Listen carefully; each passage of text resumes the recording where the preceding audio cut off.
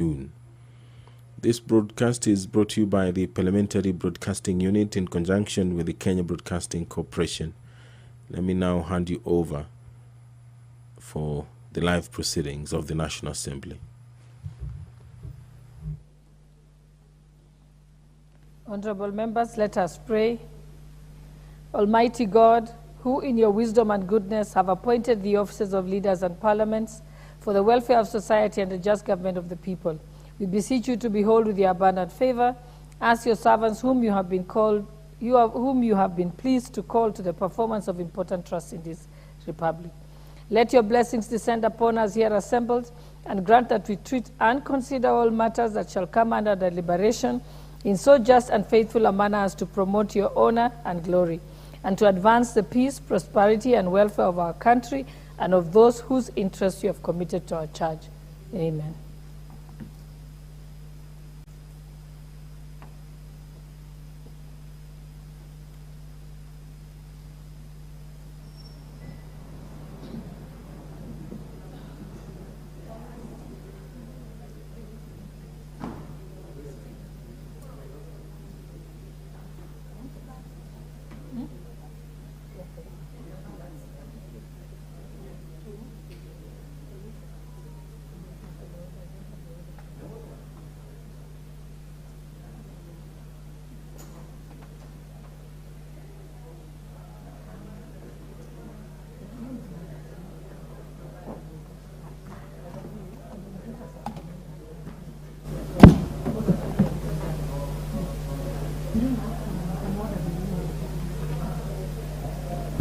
I direct that the division bell be rung for 10 minutes.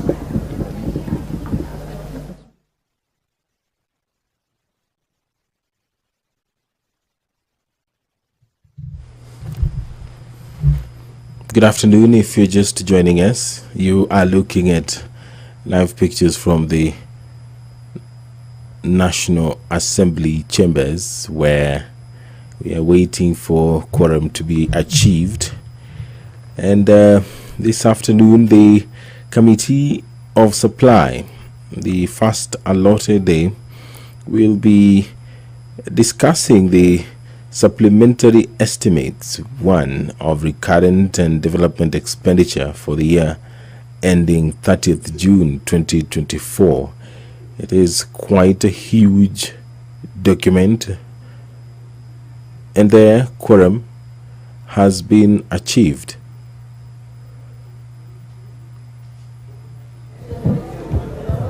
I direct that the division bell be stopped. We may proceed. First order. Order number 1, administration of oath. Order number 2, communication from the chair.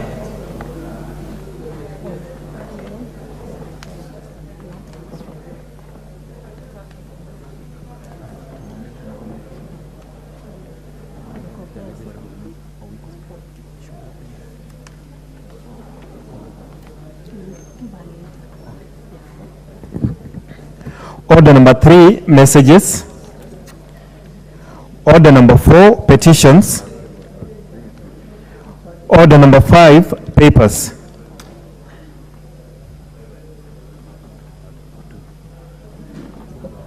Majority Leader.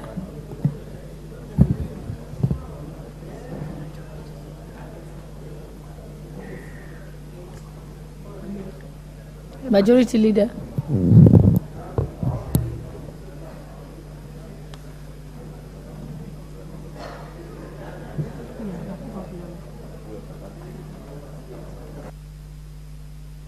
Why don't you give him the portable mic? No, it's on now. Thank you, Honorable Speaker. Just have the portable mic on standby, since it keeps going on and off. Thank you, Honorable Speaker.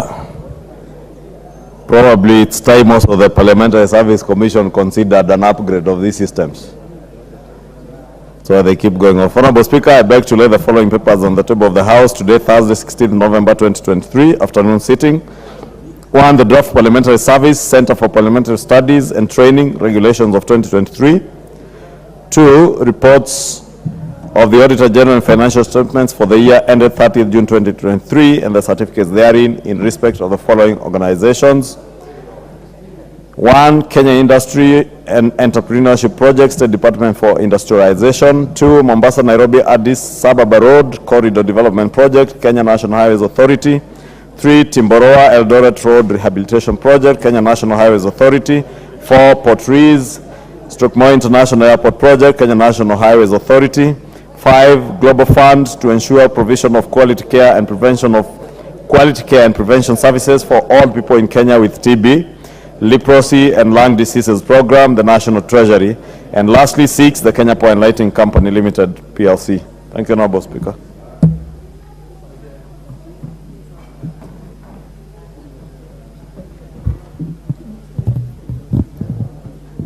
Next order.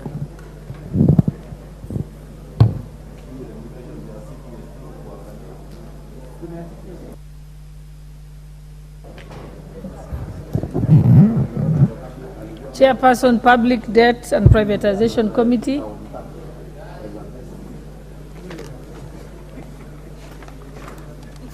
Is the chairperson here? Oh, proceed, Honorable Shure. Give him the portable mic if it's not working. Yes, okay. Get the portable It's mic. on now. I think we're good to. But just have the portable mic because we'll go off again. Thank you, Honorable Speaker. Honorable Speaker, I beg to lay the following paper on the table of the House. Today, Thursday, 16th November 2023, report of the Public Debt and Privatization Committee on its consideration of the consolidated fund services under the supplementary estimates 1 for the financial year 23-24. I thank you, Honorable Speaker.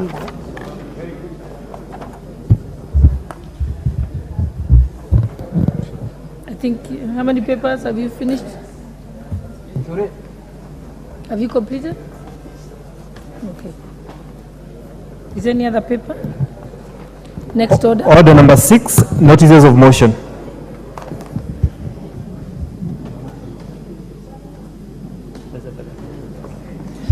Thank you, Honorable Speaker. Honorable Speaker, I beg to give notice of the following motion, that this House adopts the report of the Public Debt and Privatization Committee on its consideration of the consolidated fund services under the supplementary estimates 1 for the financial year 23-24, laid on the table of the House on Thursday, 16th of November 2023. I thank you, Honorable Speaker.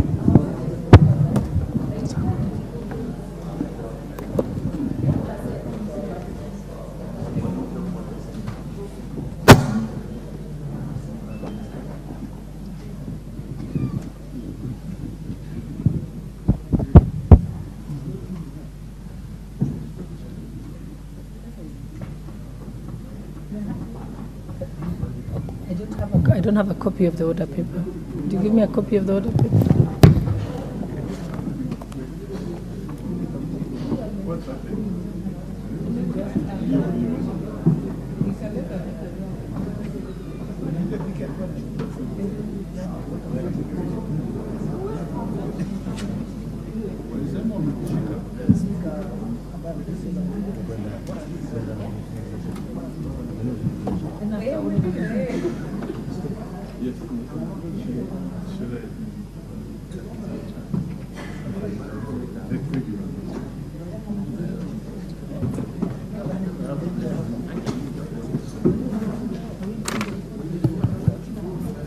Very good.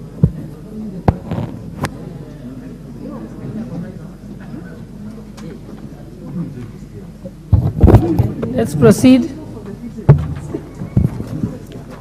Order number 7, questions and statements.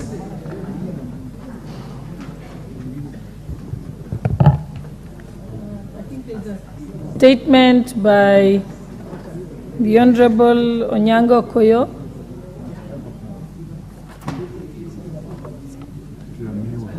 He's not present. I think there is Honorable Gasairo. I think there are statements. Proceed. Just, okay. They're bringing your mic. Thank you, Madam Speaker. Honorable Speaker, pursuant to the provisions of Standing Order 44-2C, I wish to request for a statement from the chairperson of the Departmental Committee on Education regarding harassment of candidates undertaking the KCSE examinations in various schools within Kitutu Masaba constituency, Nyamira County, for allegedly examination irregularities. Chairperson for Education Committee, Honorable Meli. That statement is directed at you. So you better start again, he wasn't listening. I'll do that, Madam Speaker. Honorable Speaker, pursuant to the provisions of Standing Order 44-2C, I wish to request for a statement from the chairperson of the Departmental Committee on Education regarding harassment of candidates undertaking the KCSE examinations in various schools within Kitutu Masaba constituency, Nyamira County, for alleged examination irregularities.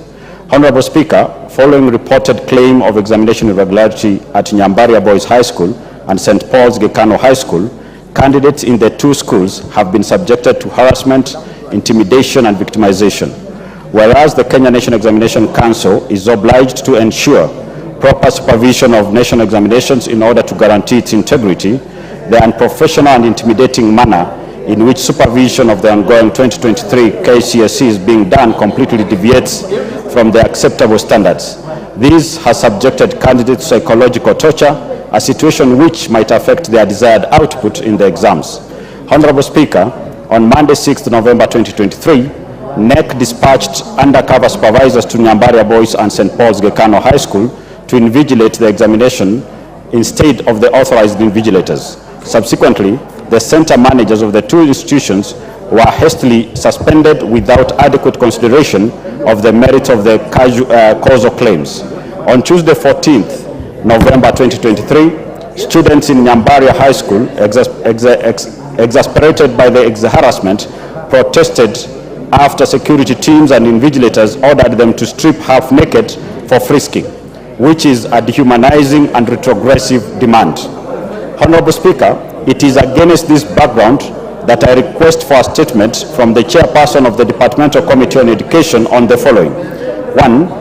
Why are candidates being subjected to harassment during the examination time? 2. State the reasons why Nyambaria Boys and St. Paul's Gekano seems to be targeted centers for possible examination malpractice in the ongoing examination.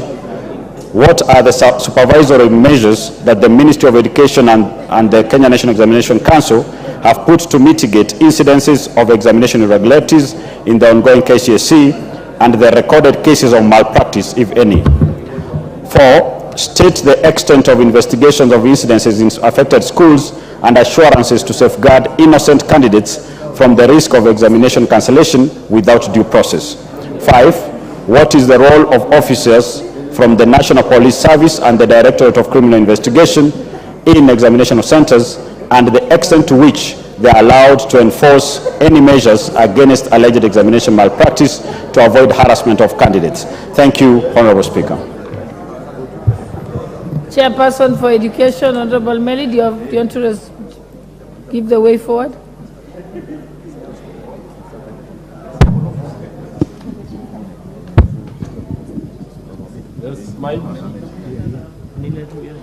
Thank you. Thank you, Madam Speaker. Madam Speaker, I'll bring a response in the next 2 weeks. I know the matter is important and exams are going on.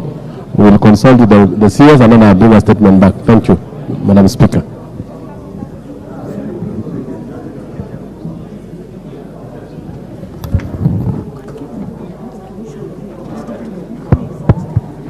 But is it?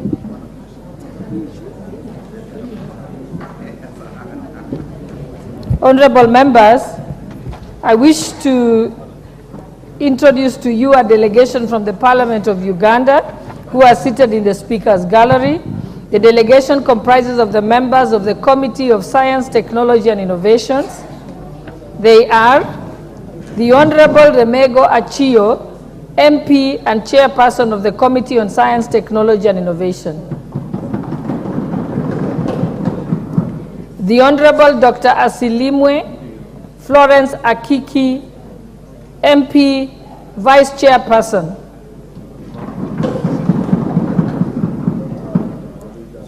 And the Honorable Patrick Bingi Nyazi, Member of Parliament and Member of the Committee. They are accompanied by Ms. Nauline Nakajako, who is a research officer. Honorable members, the delegation is in the country on the training of the African Institute of Capacity Development in the Jomo Kenyatta University of Science and Technology for the purposes of learning, share experiences, and best practices in the execution of the committee's mandate. Honorable members, on my own behalf and that of the entire National Assembly, I welcome them to Parliament and wish them fruitful engagements during their training at the prestigious Jomo Kenyatta University of Science and Technology. Thank you.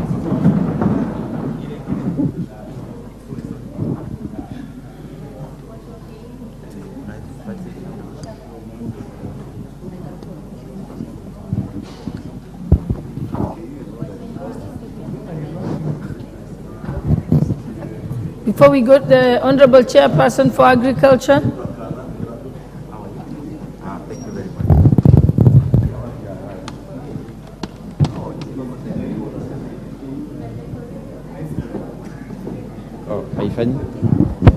Thank you, Honourable Speaker. Honourable Speaker, on the 24th of October this year, the Honourable Member for Moroni, Honourable Nyango Koyo, requested for a statement from the from my office, my committee, and I wish to report to the House that, Honourable Speaker, I have gotten the response from the ministry, and I will proceed to give that response. Honourable Speaker, pursuant to Standing Order number 44-2C, the Honourable Onyango Koyo MP requested for a statement on 24th of October 2023 regarding the planned importation of meal, white or brown sugar, sugar duty-free into the country. The Cabinet Secretary, Minister of Agriculture and Livestock Development responded as follows to the issues raised in the statement. The first issue was to provide a report on the volume of duty-free sugar that has been imported into the country since the beginning of the year 2023 and details of companies that imported duty-free sugar into the country within the stated period, including the directors of the named companies. Honourable Speaker, the CS went ahead to say that the country has been experiencing sugar shortages and high prices of the commodity. The sugar shortage has been addressed by allowing imports of sugar into the country. A total of 163,827 metric tons of duty-free sugar landed into the country between January and September 2023. The second issue that the Honourable Member wanted responding to was to provide details of companies that have been authorized to import the newly gazetted 250,000 metric tons of duty-free sugar into the country, including the directors of these companies. And the response on our Speaker is that the government issued import licenses to various companies to import the 250,000 metric tons of sugar.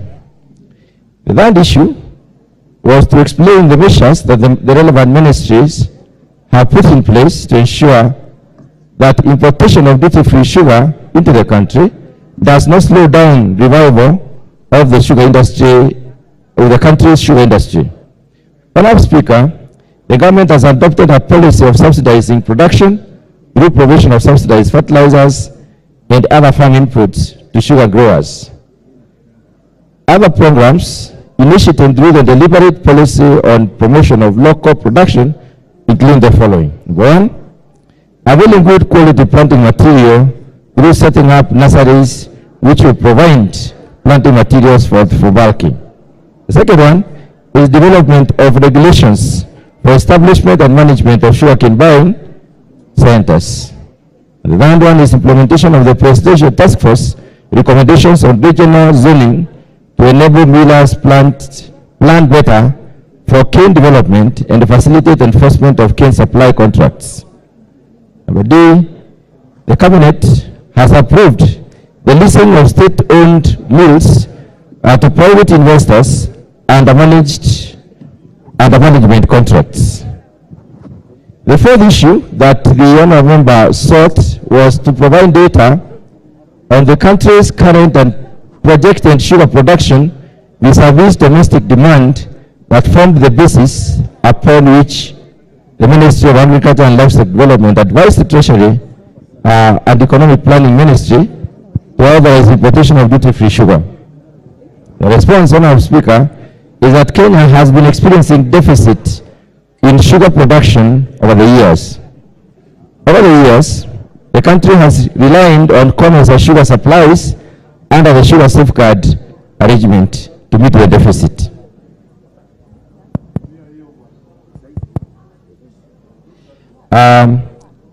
The annual national consumption of sugar is estimated at 1,140,000 metric tons.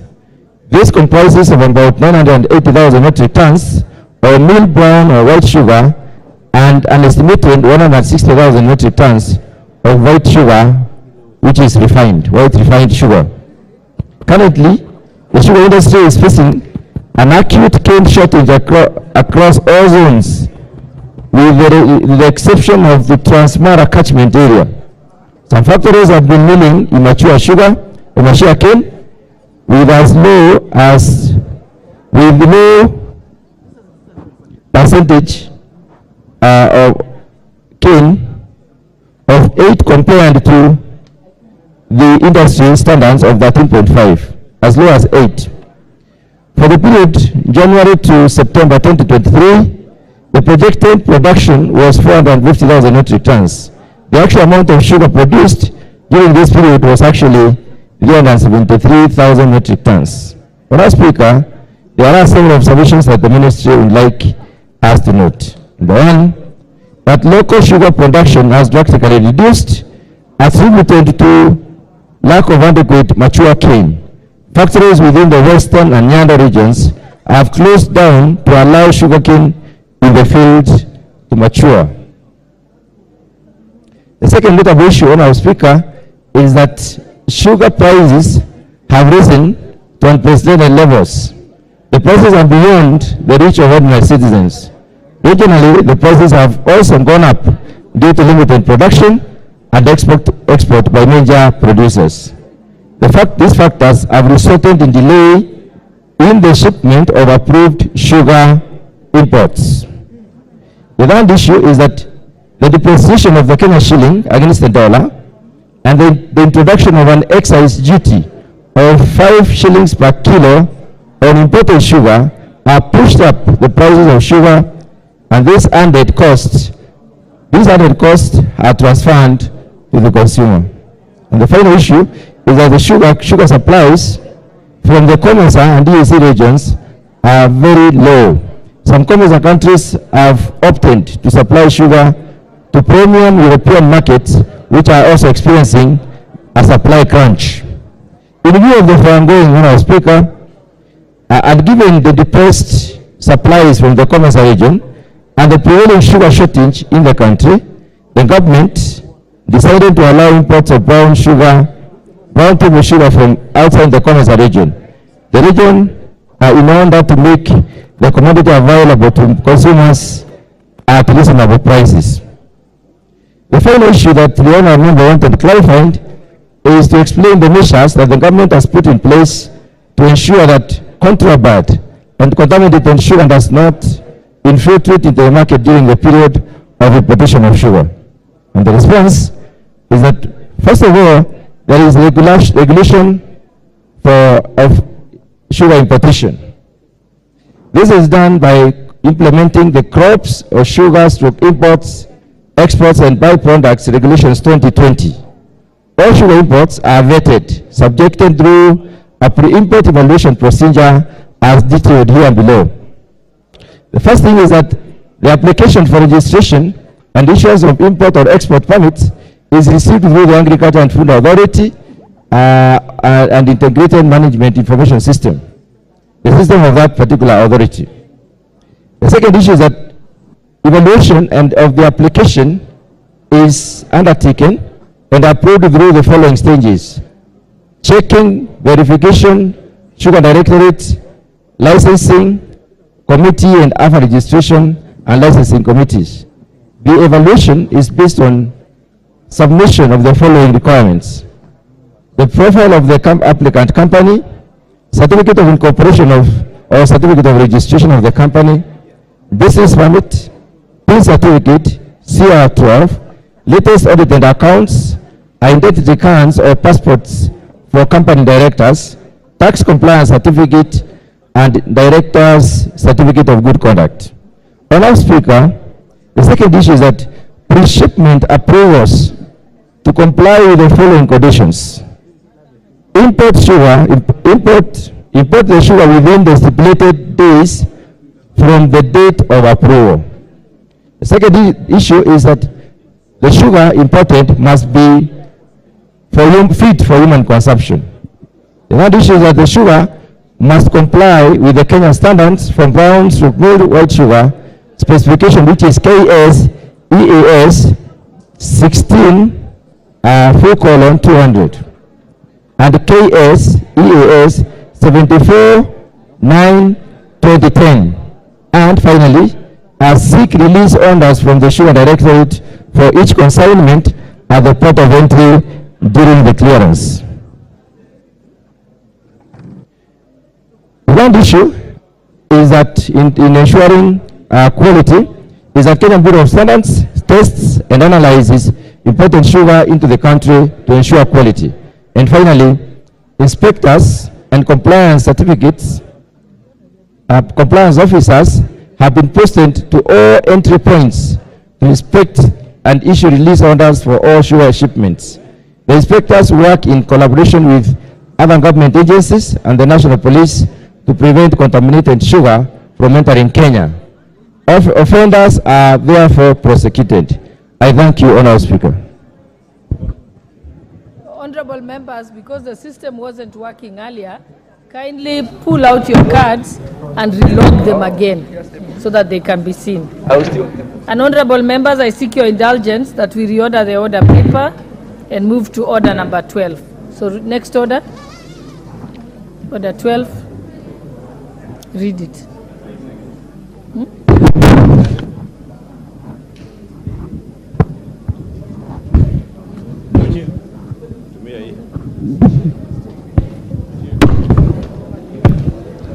Oh, but Majority Leader, I'm told you're supposed to issue the statement before the next order. Let's allow them to give you, fix the mic for you. You're safer using the portable mic.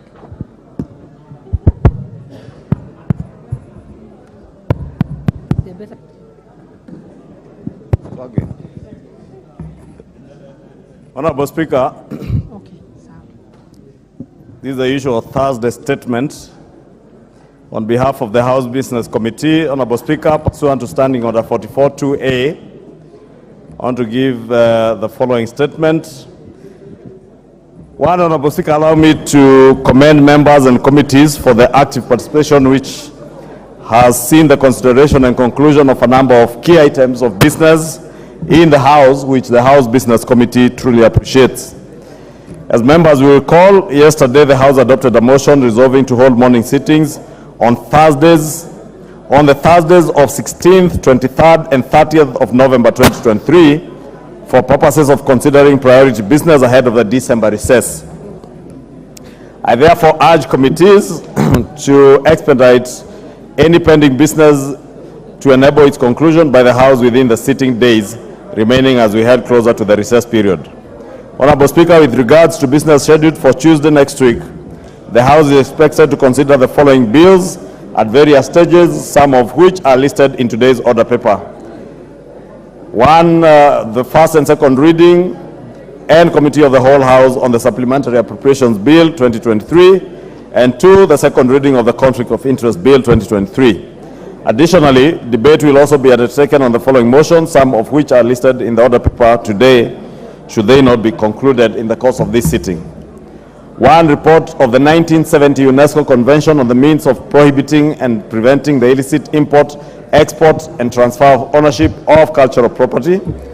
2, report on the loans contracted by the national government between May 2022 and April 2023. 3, report of the Kenya delegation to the 4th General Assembly of the Eastern Africa Parliamentary Alliance on Food Security and Nutrition, EAPA-FSN, held in Kigali, Rwanda.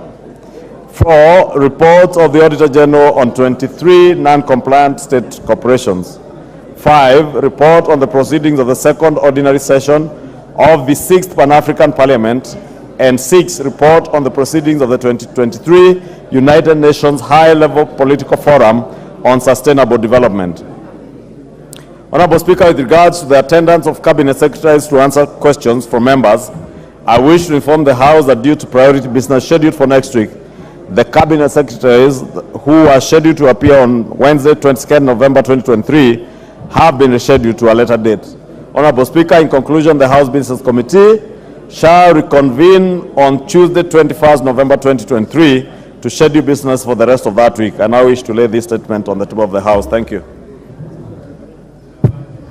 Thank you, Majority Leader. Honorable members, before we go to order number 10, we will reorganize the order paper and we'll start with order number 12 for the convenience of the House. So next one. Order number 12, the Conflict of Interest Bill, National Assembly Bill number 12 of 2023, second reading. Majority Leader.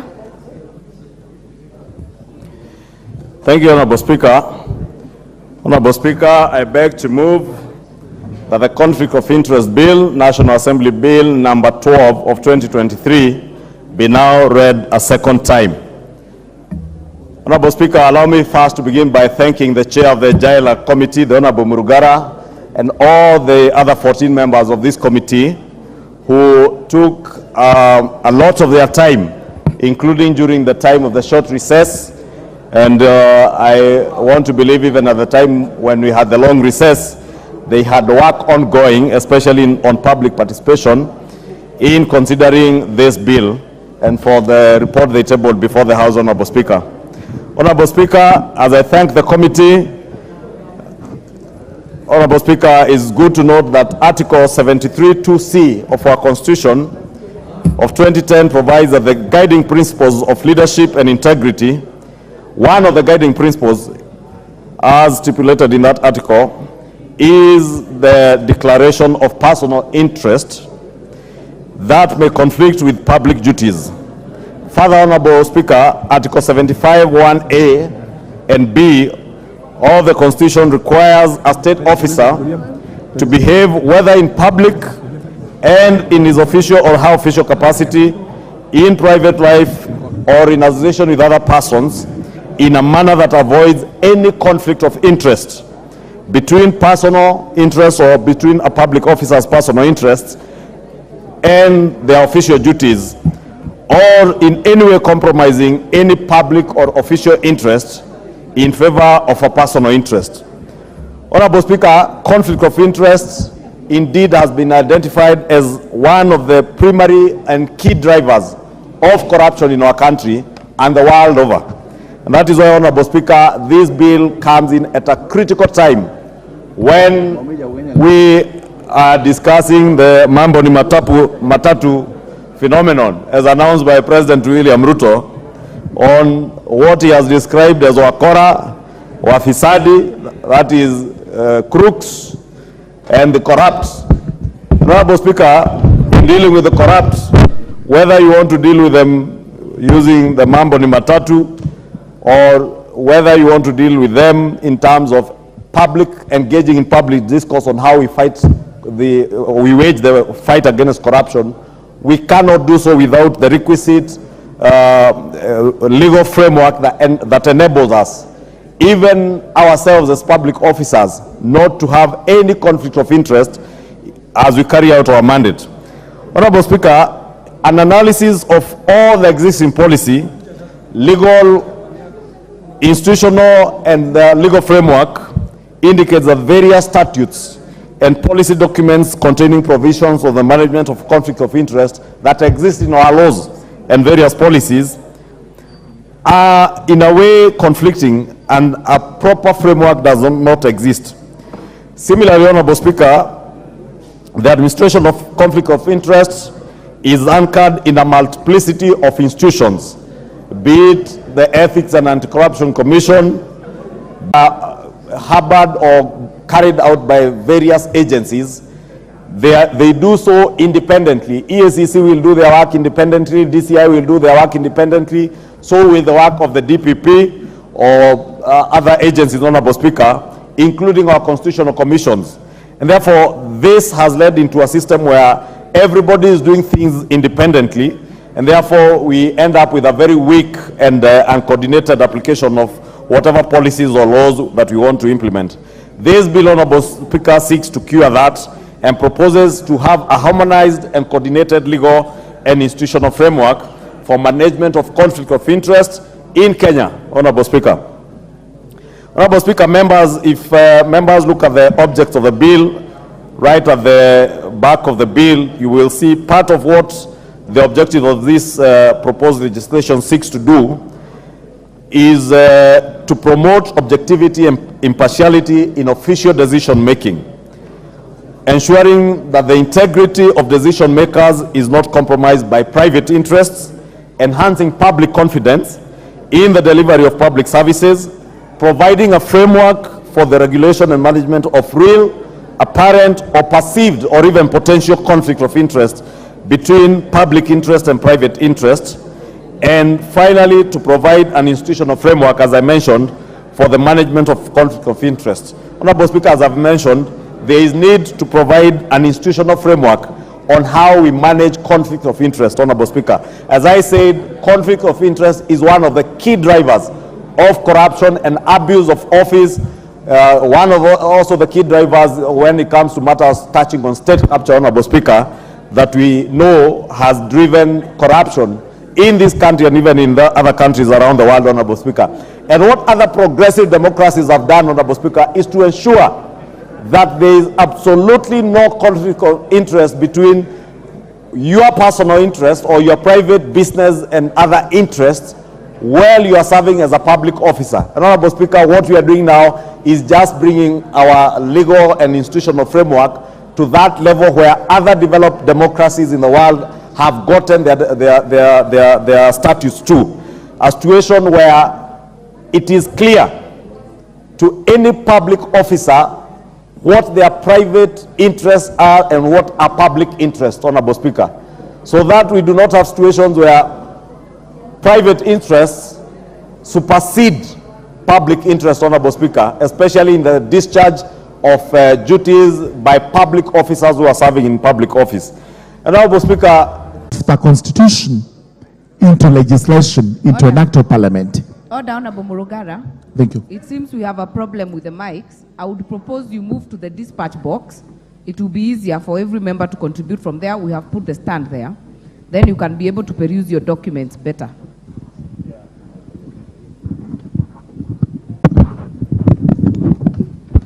Thank you very much. Thank you very much. This is not loud enough. Madam Speaker.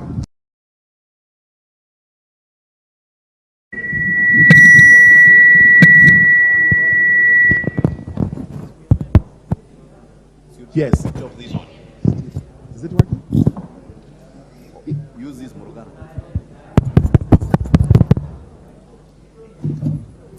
Sorry about these technical issues. I think something has gone awfully wrong. But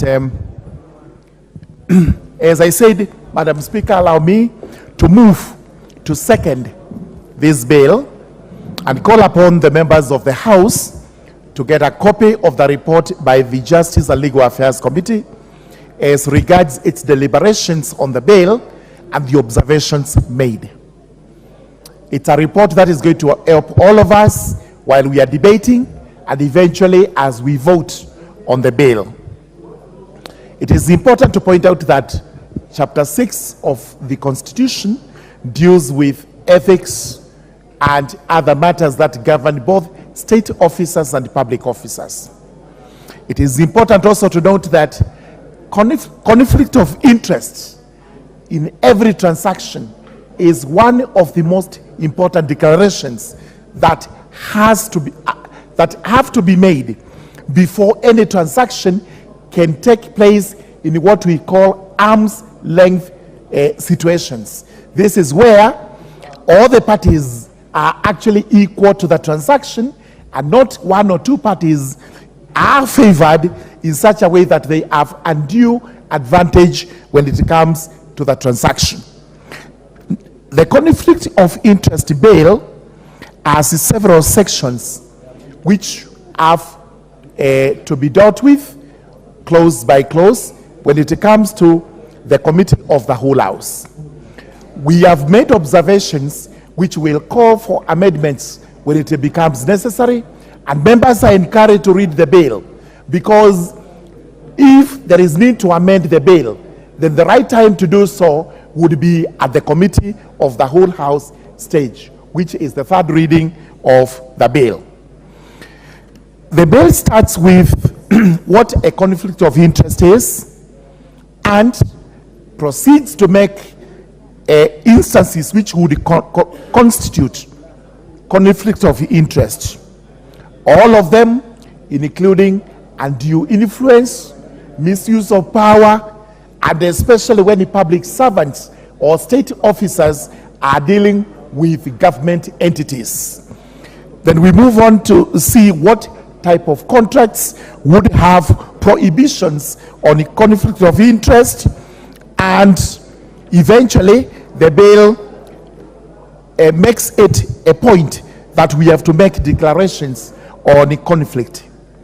That declaration will be in compliance with the Act, where within given timelines you will have to make your own declaration as regards the conflict, and when it comes to property also, so that the government is able, especially through the entity of the Anti-Corruption Commission, to establish whether there has been undue accumulation of wealth.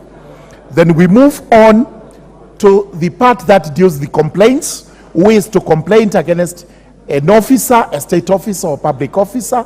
And once a complaint is made, how do you investigate that complaint?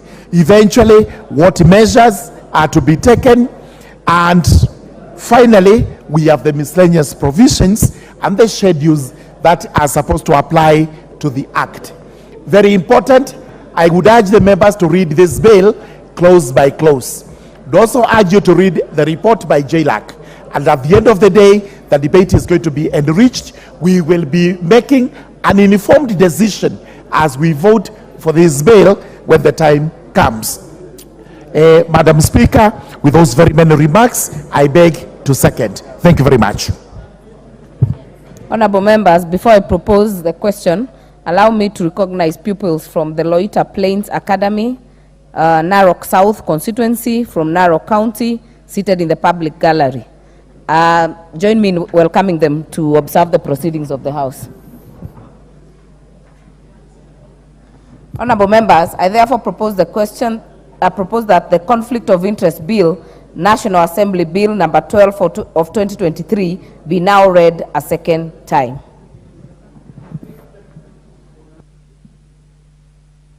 Honorable Junet. Thank you, Madam Speaker, for giving me an opportunity to contribute to this bill.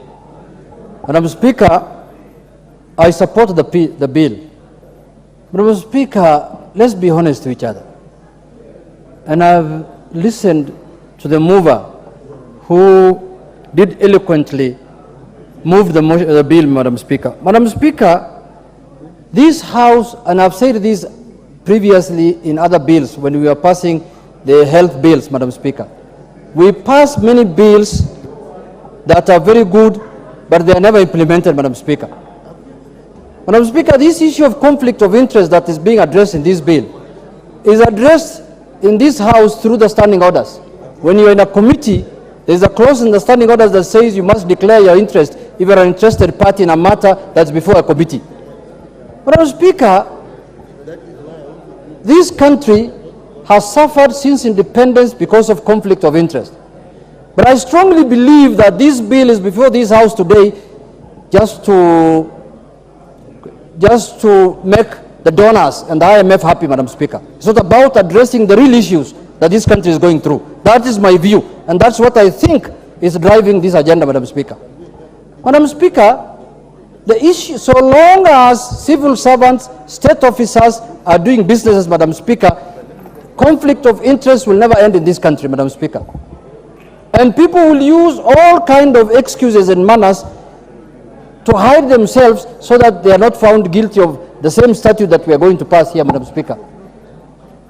Madam Speaker, if we are passing this bill just for the sake of it, as I have said, to make the donors happy, then let us be told that this is for that purpose. But if we seriously want to address the issues the mover has raised, Madam Speaker, then when we pass this bill, we must see action that follows after this bill has been passed, Madam Speaker. Madam Speaker, I wanted the majority to listen to me that, you know, we cannot have a regime in this country that is governing through lamentations and excuses, Madam Speaker. The previous people have done this, the previous people have done that. If they have done so much wrong, reverse it and take action where necessary, Madam Speaker, within the law. Madam Speaker, this is 1.5 years now of this regime. And we normally have elections so that better people can come to power so that they can address the issues that have been done wrongly by the previous regime, Madam Speaker. But we are stuck somewhere just looking at the side mirror, and you know in a car, the front mirror is bigger than the side mirror, Madam Speaker. You keep on telling us, reminding us, oh, it is the previous regime, oh, it is the previous group that did this. Why can't you reverse it? Why can't you address it? And why can't you use the law to address those matters, Madam Speaker? Madam Speaker, conflict of interest is the one thing that has killed this country. But don't just point fingers on other people. See the log also in your eye. There is a lot of conflict of interest that's happening as of now. We know that, Madam Speaker. You know, what is this thing called? Edible oil was imported. Sugar is being imported. A lot of things are being imported. Kenyans don't know who's doing it. Kenyans need to be told in the spirit of transparency. Who are these people who are doing those business even now, Madam Speaker? They're not being brought by foreigners or by people who are not known, Madam Speaker. So we must make sure that we call a spade, and if the bill is good for everyone, then let us pass it so that this country can be saved once and for all, Madam Speaker. Madam Speaker, the majority leader has said that he became an old man when President Kibaki was in power. Before that, he was walking around with pants in Kikuyu constituency and Kikuyu streets, which I agree with him. I was also the same. But Madam Speaker, in Migori, Madam Speaker, I want to urge the House that if we pass, we have the implementation committee in this House, Madam Speaker, that is supposed to follow up all the bills and all the statutes that have been passed in this House, Madam Speaker. There are many statutes that we have passed that are of good, but they are just eating dust in shelves somewhere, Madam Speaker. And you know, in the end of the year, we say, next year when we come after the new session, or last session, we passed 150 bills as a House. How many are functioning? How many are implemented? How many have not been implemented, Madam Speaker? So, Madam Speaker, the issue of conflict of interest, I've said, and I've repeated, I want to repeat again, that so long as civil servants, state officers are doing businesses, the conflict of interest will always be there, Madam Speaker. But if we want to address that thing genuinely, when issues of butchery and meat is being discussed, the majority leader must declare his interest and say, I'm a butcher man, I run butcheries in Kikuyu, and this matter I cannot involve myself. We know he's running butcheries. So that is the way it is. He cannot supply meat to Parliament, Madam Speaker, for example. He cannot supply meat to Parliament, for example, the majority leader, because we know he's running butcheries, Madam Speaker. So that is the right way to do it, Madam Speaker. And I'm using him as an example. Madam Speaker, with those few remarks, I support the bill. Thank you very much. Thank you, Honorable Jeanette. Next chance will go to the member for Bomet, Honorable Lynette Chepkorir, aka Toto. Okay, not on this. The next chance will go to the member for Tinderet, Honorable Julius Meli. Thank you, Madam Speaker. Madam Speaker, I rise to support this bill, and I want to say that the Jailer Committee, led by Honorable Murungara, has done a good job. Conflict of interest bill, Madam Speaker, is actually trying to address the issue of government officers using their positions, Madam Speaker, to their advantage, noting that a lot of problems that this country has faced arises out of when officials within government have a lot of interest, especially in provision of services, in provision of supplies, and also in ensuring that the concerned state departments and the concerned state officials who have particular interest in that particular organization are not allowed to participate. Madam Speaker, there has been an issue, especially on the issue of milk in this country, where certain laws were brought to this House in 2021 and 2020, that the laws were tailored, and even the regulations are tailored to benefit certain sectors of the economy where the influencers of those particular productions have a lot of majority and have a lot of interest. I also want to say this, Madam Speaker, when you look at even in the sugar industry, Madam Speaker, you'll realize that regulations in the sugar industry and even in the coffee industry at times are normally tailored to benefit certain benefactors who have a lot. They play a lot, especially in the export. They also play a lot in the manufacture of the sugar.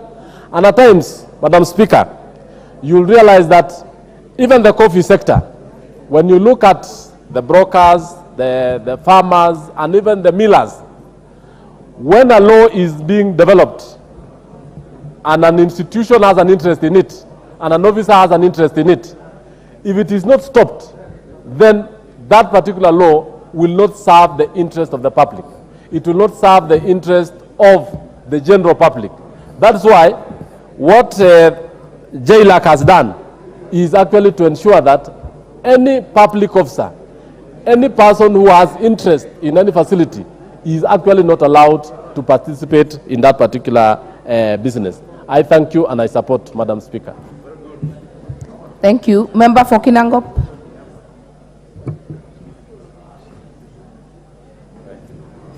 Thank you, Madam Speaker, for the opportunity to speak on this bill.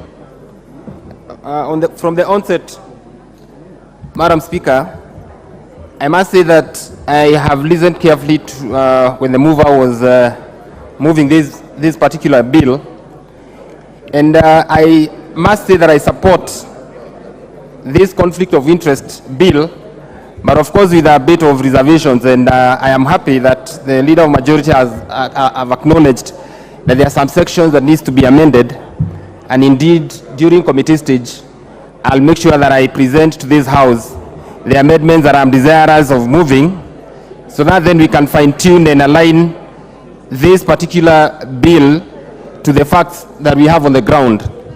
You realize, Madam Speaker, more often than not, we are conflicted, whether in our duties as members of Parliament, when our brothers and sisters are working in public offices, they will at one point or another be conflicted, because especially for those who are working in human resource offices, those who are working in procurement offices, you realize that your relatives may apply for jobs and you are required to interview them and have the come up with the best candidate in terms of merit. And by chance, it could be that it is your relative who has the requisite qualifications, and therefore the issue of reporting that you're conflicted should not deny a person an opportunity to work in any public office just because their relatives are in that office. On the issue of procurement, Madam Speaker, I am a key, I've been very keen to understand Public Procurement and Disposal Act of 2015. And the officers of the government who do evaluation of tenders and all take time to go through CR12 sectors are. the officers may be very innocent, and maybe during evaluation find out that company A belongs to a relative. And actually, that relative is the only person who is qualified to do that job. What do we do in such circumstances? Madam Speaker, I'm of the opinion that we are over-legislating, because Ethics and Anti-Corruption Act has set the standards and the threshold as to what needs to be done. Our standing orders, just like the Honorable Junior has just stated, standing order number 90 of the National Assembly has a way as to how conflict of interest should be dealt with. Once a member declares that he has interest, but that does not stop the member from doing what he's supposed to do, then it is allowed to pass. We do not want to pass a law that is going to give ethics and anti-corruption a lot of fodder than it is required. Because we must look at the merits and demerits of every law that we pass in this house, so that then we do not just legislate and give a lot of work to EACC, where we know they're already overburdened with the kind of workload that they have, and we are not even building capacity of EACC in terms of budget, in terms of human resource. And I think, Madam Speaker, it has come a time that we interrogate the kind of statutes that we're passing here, so that then we do not over-legislate. Madam Speaker, I happened to look at the definition of when a person can be seen to be conflicted. And a relative, from the definition of a relative, if I may read, Madam Speaker, a relative means a person who is related to a public officer by birth, marriage, common law, partnership, adoption, or affinity, and includes a public officer's father, mother, son, daughter, brother, sister, uncle, auntie, great uncle, first cousin, nephew, niece, husband, wife, grandfather, grandmother. The list is endless. I think this is too dangerous for this house to pass without taking into account the subject matter. Madam Speaker, this is a bill that we need to revisit before we pass and make it almost impossible for any of our relatives or relatives of people working in public offices to engage with the government in any way. I want to pose a question to this house. What happens, like the example that was given out here by the Honorable Junet, for a butchery owner who happens to be the leader of majority, and he happens to be the only person with the right quality of meat that needs to be sold anywhere in this country, and now he cannot sell because he is the leader of majority. Yet we are not looking at the threshold. As much as that conflict, yes, is a public officer, he has the requisite skills, he has the requisite goods and services that are required to be consumed. And therefore, Madam Speaker, this bill, we must look at it with deeper lens, we must scrutinize it, we must bring about all the amendments that we need to bring before we pass it, because it will be effort in futility. We'll be shooting ourselves on the feet, and I dare say this, we'll be shooting ourselves on the feet if we dare pass this bill the way it is. I support the bill, but with reservations, because I'm going to bring about amendments that come at a stage. Thank you, Madam Speaker. Thank you. Honorable Dende Nyoro, is your indication on this one or order number 10? Have you indicated to speak to this or the next? Yeah. Thank you very much, Honorable Speaker. Honorable Speaker, I agree with all the other speakers that there has to be a clear demarcation between private enterprise and public service, Honorable Speaker. And Honorable Speaker, part of the reasons why countries like ours, we are not able to unlock the potential of the citizens is because we take the easy route. And the easy route, Honorable Speaker, is usually where people interact with public resources.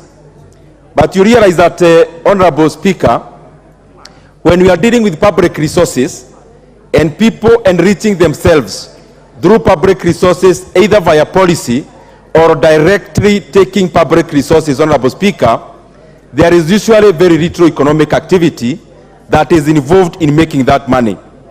And Honorable Speaker, therefore, as I rise to support any kind of bill that minimizes or even decimates corruption in our country, Honorable Speaker. And Honorable Speaker, I want to make one analogy and say that the reason why in countries like Kenya and Africa, why young and possibly enterprising people find it easier to join politics other than enterprise, which is, Honorable Speaker, a juxtaposition of what happens elsewhere, is basically because of extracting political rent. The reason why you find, for example, when you go to Wall Street, to the US, most of the young people, they graduate from universities, they either go to Wall Street or Silicon Valley, is because there is private enterprise that drives. But in Africa and other emerging economies, Honorable Speaker, and especially that which the state is still evolving, majority of those people, instead of creating value in private sector, they actually go to public sector, Honorable Speaker. And that is precisely because it is easier to extract political rent when you are dealing with a public office, something that efficiency in the private sector cannot give room. Honorable Speaker, sometimes we read on newspapers and we see cases, Honorable Speaker.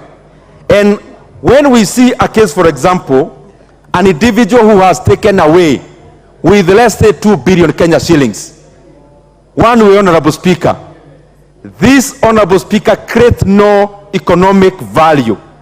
Because if you compare the same, an individual taking away with 2 billion Kenya shillings, and you compare the same with a private company making 2 billion Kenya shillings in net profit, Honorable Speaker, even to cite some of the listed companies, you find that a company that makes a net profit of 2 billion has got a lot of multiplier effect in the economy and involves many other people in terms of employment and, of course, other value in terms of backward and forward integration.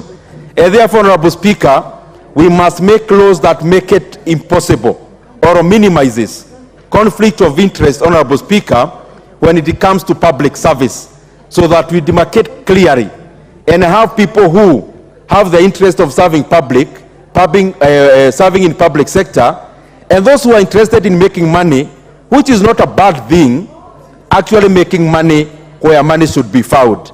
And therefore, Honorable Speaker, it is important that we continue strengthening our laws to make sure that we zero in on the demarcation of what I have talked about. But, Honorable Speaker, I may have a slight problem on the definition of the conflict of interest, and especially on who the relative is. Because, Honorable Speaker, you know, even in companies, there is limited liability. And limited liability, Honorable Speaker, should also be in a person as a person. For example, citing my brother here, Honorable Moreu, he's a lawyer, but he could be having a brother who is a business person, Honorable Speaker. And you could find that Honorable Moreu is actually closer to a friend who they are not related to in terms of kin selection than a brother who they are related in terms of kin selection. And therefore, it will not be proper that then I load over Honorable Moreu the activities of his brother, for example. And then even going further, that even on Honorable Moreu's wife, and I'm using Honorable Moreu as an example, that is a relation. I don't think that is a very good path to tread on, Honorable Speaker, because then we put a lot of liability on an individual who otherwise have nothing to do with the activity of the other people who they are related in terms of kin selection. But I also have to say, Honorable Speaker, even as we talk about that, because conflict of interest is not just about making money, it is also about employment. Honorable Speaker, this happens as states evolve. Because when we look at nascent states, the only sociability that happens around a nascent state is that of kin selection. As the economies grow as a nation grows, as a state evolves, Honorable Speaker, then the circle of sociability grows. And Honorable Speaker, then what I'm trying to say is that conflict of interest is not just about tethering, because that is what is popular in Kenya. It is also about nepotism. It is also about opportunities within where we serve. So that when you are given an opportunity to serve in a state like ours, which is based on merit, the selection should basically always be in terms of merit. And not just selection in terms of who to employ, but also who to do business with. Honorable Speaker, with those many remarks, I will be taking part in the amendments so that even as we strengthen the laws to demarcate clearly between public and private, then we do not give also law enforcement agencies an impossible job. Because in one way or the other, people are related. So I don't know what will be happening. Because like here in Parliament, I usually say, see Honorable John Paul. When you look at Honorable John Paul and you look at Honorable Kwenya for Kinagop, they look alike. So I don't know whether we'll be doing DNA or what will be the demarcation, Honorable Speaker, to determine who should actually deal with who. So let's not give our law enforcement agencies an impossible job. But also lastly, we must also depart from this idea that only an elected person is a public servant. Yes. Honorable Speaker, there is usually that confusion in Kenya. I see in many respects, where when you see, for example, a member of parliament or a governor or anyone elected, we seem to understand that the circle of public service is that small. But Honorable Speaker, the people who actually call the shots in public service are not the elected leaders. They are the appointed servants or public servants. Yes. And reading this bill, Honorable Speaker, it is putting much more weight on an elected person, whereas even here, for example, as a member of parliament, I am not an accounting officer anywhere. Even in CDF, I actually only play the oversight role.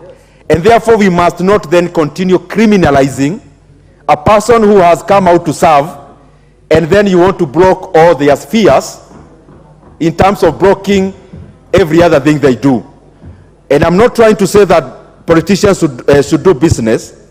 All I'm trying to say is that politician who is a business person should thrive in doing a business. But also, a public servant who is appointed, for example, a CS, a PS, a CEO, these people, Honorable Speaker, they are actually the ones who call the shots. Even these MPs go to queue in their offices, either especially looking for opportunities to serve in terms of projects, in terms of the people that we serve. And therefore, we should take the law where the rubber meets the road, and especially in accounting officers, Honorable Speaker. Thank you very much. Thank you. Before the next speaker, honorable members, I know I'm getting a lot of questions on whether the item appearing on in order number 10 is still on today. That is the Committee of Supply. And maybe just to clarify that it's yes, still on the order paper. And as we said, we reorganized and we'll be going back to it when it is ready. The next chance will go to the member for Ugenya, Honorable David Ocheng. No, thank you so much, Madam Speaker. Madam Speaker, this bill, Madam Speaker, is so timely. Because, Madam Speaker, whether this country will survive in the next 5-10 years as a going concern or not depends on how public servants behave. Madam Speaker, conflict of interest, Madam Speaker, has been a big issue, continues to be a big issue that I believe must be addressed.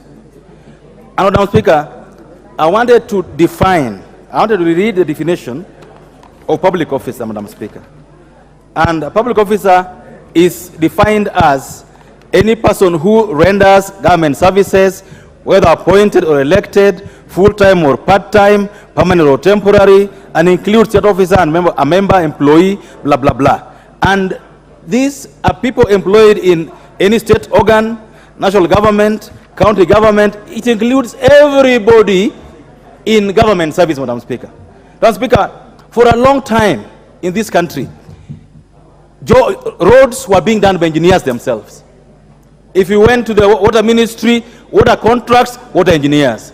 Road ministry, roads contracts, road engineers. If you went to forestry, public servants, Madam Speaker. Madam Speaker, the reason I support this bill is that today, business is going on in the country. But public servants are the ones doing business, take this money, keep in their houses. Money is not circulating because of fear of corruption, people being apprehended because of corruption, Madam Speaker. And so, for us to be able to live well as a country, Madam Speaker, we should ensure that every Kenyan has an equal opportunity in business. Like Majority Leader said, government spending in this country is almost 70% of the money that circulates around. And so, if government spending is only among a few people, Madam Speaker, we will not go anywhere. And Madam Speaker, much as I've heard my colleagues talking about selecting politicians, we are as guilty as charged. Today, and I dare say, today, almost the parliament here today, you control how roads are procured in your constituencies. You control your CDA projects. That's the truth. I don't fear saying that because, I mean, we must accept that there are things that if we do, the country doesn't grow. So you can have your say, I'll have mine. But it's because of our own failure to accept our own laws. This law is not being made for anybody else. It's being made for us. So don't expect that when this law is passed, you will be exempted. No. Let's agree that all of us as a people, we must respect our laws. Even us, we must stop interfering with tenders in our constituencies. We must stop interfering with tenders in roads, buildings, housing, everything. If we agree that this country has to grow, we must accept that all of us will play with the same rules. We cannot expect procurement officers in government offices to comply, and we don't comply. All of us must accept that this is a cancer that has messed up our country. The cancer that Madam Speaker, we are now passing the budget today, and I can tell you for sure that in the budget we passed this afternoon, that is going to committee in this afternoon, there are people who already know that in this budget, this is for so and so, this is for so and so. But how do we build a country that way? You pass a budget of 3 trillion shillings, and in that budget, people already have decided, yangu ni hii, yake ni ile. It can't work. And I don't care what members are saying. I don't care whether we're making noise or not. We have to shape up as a people. We cannot have a situation where we pass bills, but you don't want to follow the laws that we pass ourselves. This country is going down because politicians are greedy. They want to have everything, including myself. I'm also included in that definition. If we don't stop greed, if we don't stop primitive accumulation, we'll not go anywhere. Madam Speaker, we have been complaining. In the last 11 months, we have complained about our PSS and our ministers, that they are in less than 1 year, we are seeing ministers who we knew what they used to earn, now vomiting on our shoes. We can see it clearly. All of us must act within the law. I mean, we cannot, Madam Speaker, have governors who we know didn't even have bicycles, now have apartments all over town. So this one, we cannot, members of parliament, we cannot hope to exempt ourselves from this law. This law passes, and I can say this, and I've said this severally, I believe that EACC should start with us in parliament if you have to fight corruption in this country. Start here. EACC, let it start here so that we deal with ourselves. Those of us who ask ministers for money when they come before us must be dealt with. We cannot have a country where we think we can just do things like this because of members of parliament. I disagree. So this law, Madam Speaker, for me is important. If it can be implemented to the letter, this country can be cleaned up. Everywhere. Judges in the judiciary, ministers in government, procurement officers, accountants, everyone wants to get rich because of where they work. So those who don't work in government, how will they get money? How will they win tenders? So Majority Leader, I want to request you, fast track this, and I agree with the definition of relative. I agree with it. People are hiding money in their sons-in-law's home, brothers-in-law's homes, and then you cry there's no liquidity. You cry there's no money in the economy. Yet you've taken monies in Kenya shillings, put them in dollars. In this country now today, Madam Speaker, there are no safes in the shops. You go to any of these shops, there's no safes. It's been bought by politicians. so that they can keep money at home. And then you tell me that, oh, we can't. I mean, we must shape up. We must lead the way. It can't just go anywhere. So, Madam Speaker, I support this bill completely and request those who are concerned. I mean, you cannot tell me the police who picks 10 shillings, the police who picks 50 shillings today from a motorist there. It's a culture we've had for a long time. Why do someone want appointed to be a chairman of a department in government? Because he thinks that he's not going to an allowance. He believes that being a chairman of a commission or a committee or a board gives you a room into tenders. That's why they want to be appointed. Very few guys want to serve. And so this bill is about public service with honor and dignity and integrity. So we must agree as a people that our problems are our own and of our own doing. We've done this for the last 60 years. It has to change. If you're going to serve with dignity. Don't try to make money in your service and hope that someone else will not do it. Madam Speaker, so I request those who are concerned, the EACC, our courts, the police system, once this law is passed, even lawyers like myself, I've seen lawyers, Madam Speaker, I've seen fellow advocates in this parliament. A matter is brought before this house, and then tomorrow I see an advocate in court on the same matter in this parliament. It doesn't help us. We can't work this way. We can't hope to build a country where anything goes. And so I want to ask the president, whoever he is today, that once this law is passed, he must also talk to his cabinet. He must speak to his PSS. He must speak to all his appointees that there's a new law in town. Ukishikwa, shauri yako. Madam Speaker, I support and thank you. As said, member for Dagoretti North, Honorable Beatrice Elachi. Thank you, Madam Speaker. Madam Speaker, I rise to support, but I know we shall have to really look at so many of the clauses and try and just clean it up so that it is a bill that all of us will appreciate. It will change how we think, how we look at things, how we appreciate our country, Madam Speaker. Madam Speaker, in the history of Kenya, we know the day we decided that you can do business and you are in the same ministry is the day we killed our country, is the day the culture of corruption entrenched into our country, into our minds, into our thinking, into how we do things daily. But at the same time, Madam Speaker, we have to say that as a country, if you are doing clean business, if you are able to pay your revenues, when I say clean business, Madam Speaker, I go back to what Kibaki had entrenched in this country.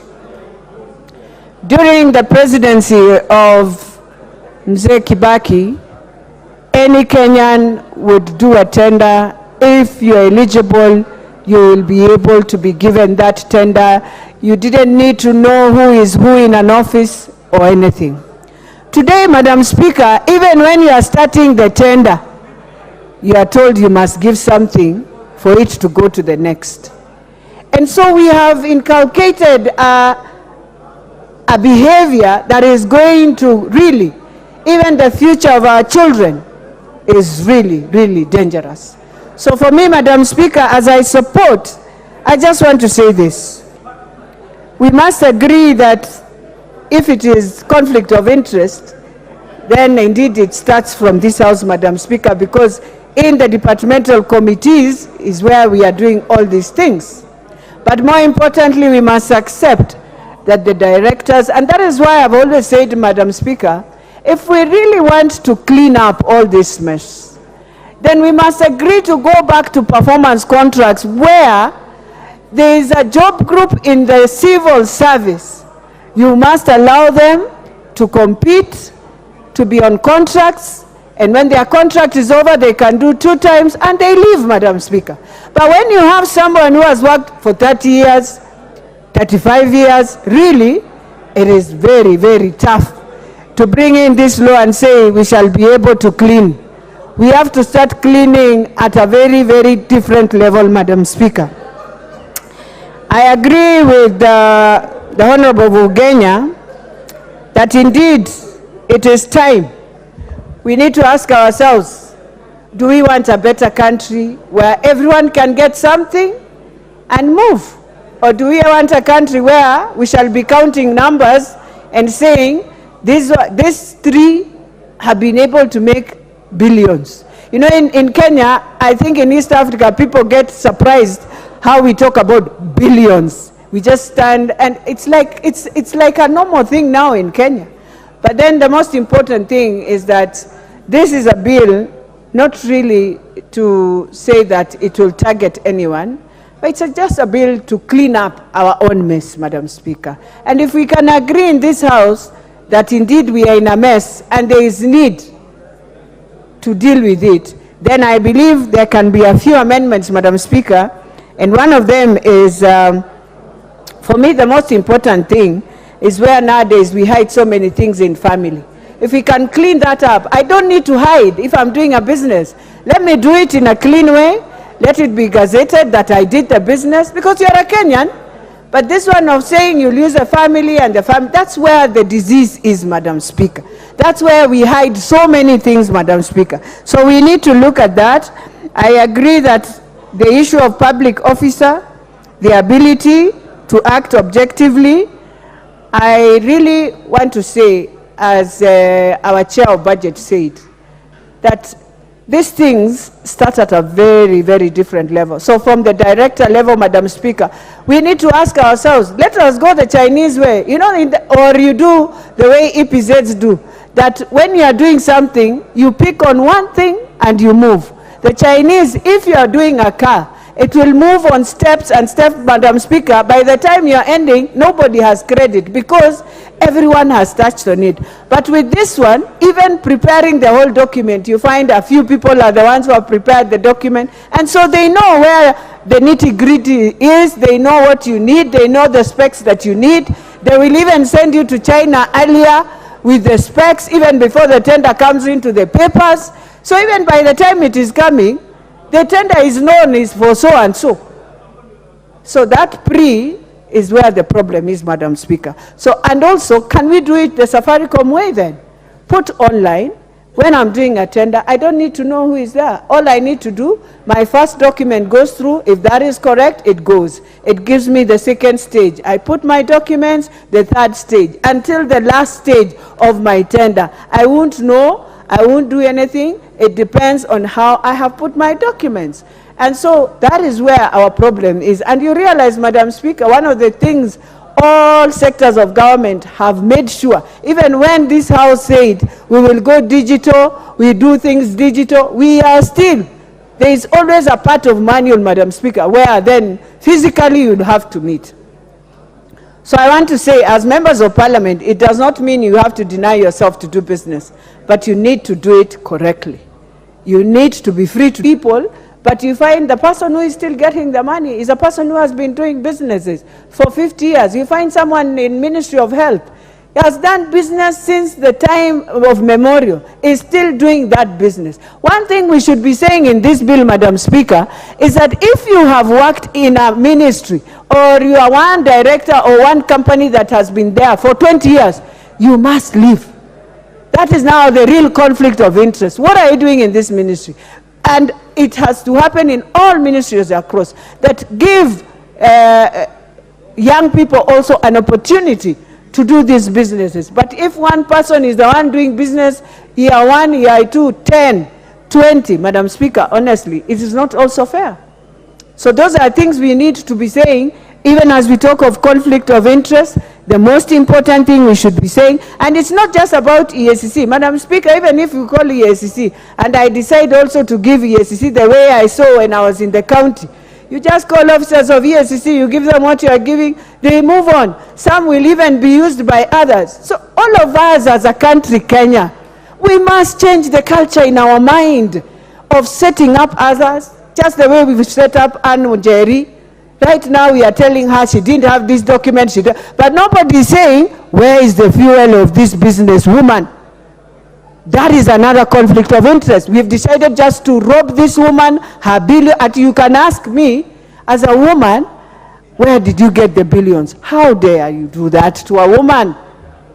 Just because this woman is not a minister, is not within the cadres of government, or is not even a government official, now you can ask that. Because it's just an ordinary Kenyan who has been doing business. And maybe, Madam Speaker, in that conflict of interest that they have created on Jerry, you will find the money was not for this woman. She's a businesswoman, a smart one. She decided maybe to do it for Uganda, Congo, and any other country. And so this is money for her clients, the other side, Madam Speaker. So even as we speak of that, we must question all our authority officers. And Madam Speaker, all these authorities we put, and we are talking of conflict of interest, we shall find conflict of interest from the time you are starting from revenue, KRA, conflict of interest, POA, conflict of interest. All these authorities are also a cause of this conflict of interest. So, Madam Speaker, even as we look at this, let us look at how many authorities do we have to deal with all this. Do we need all of this? Do we need to litigate everything? Is there a way we can just have a mindset of agreeing our values? Our values. I support Madam Speaker, but I hope we shall amend a few things here, because members of parliament have a right, like any other Kenyan, to do business, but in the right way. I support. Honorable members, I note there is a lot of interest on this bill. I know it's 10 minutes, but if we keep it short, we'll be able to get as many members to speak. And I can see some lifting their hands. Please don't lift your hands. I have the order here, and we'll try to follow as much as possible. The next chance will go to the member for Emuhaya.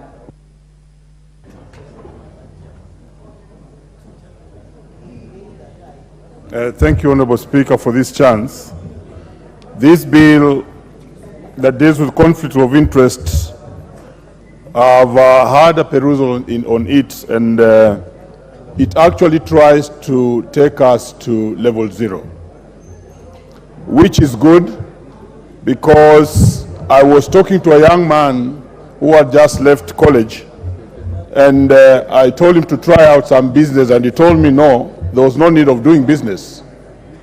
Even when he had a big home and had already acquired his master's and doctorate, he told me the best business to do in Kenya is politics, and that's the most highest earning business.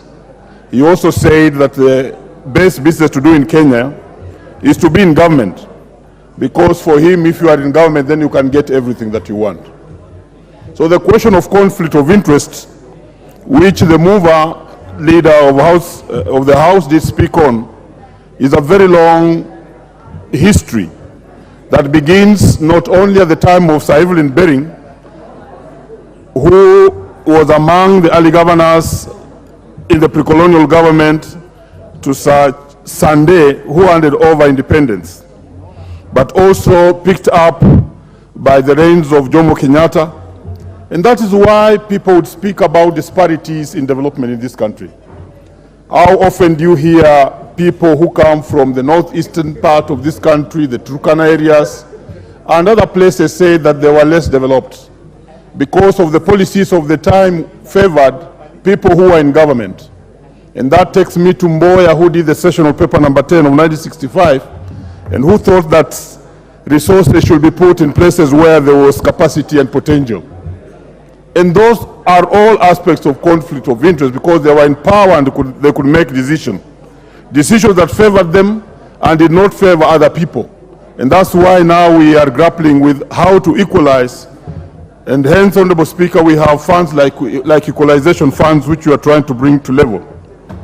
Honorable Speaker, that created then the next regime, which was taken over by Moi. And it had also its worst of it, because the look of it was that when you are in government, then you have resources, you can plan how you can actually get to those resources, and that is how the reign of Moi also had its own side effects. And you saw the political atmospheres that reigned towards the end of Moi. By the time he was living at Kasarani, the people of Kenya were saying that yote inawezekana bila Moi. It was not only because that Moi had been a bad political leader, but because the conflict of interest for him being in power had made him to appear to all other Kenyans as a very bad leader. In fact, the best of those leaders coming to the reigns of Kibaki should be given some comment. But that has continued, and this is what's polarizing the politics of this country.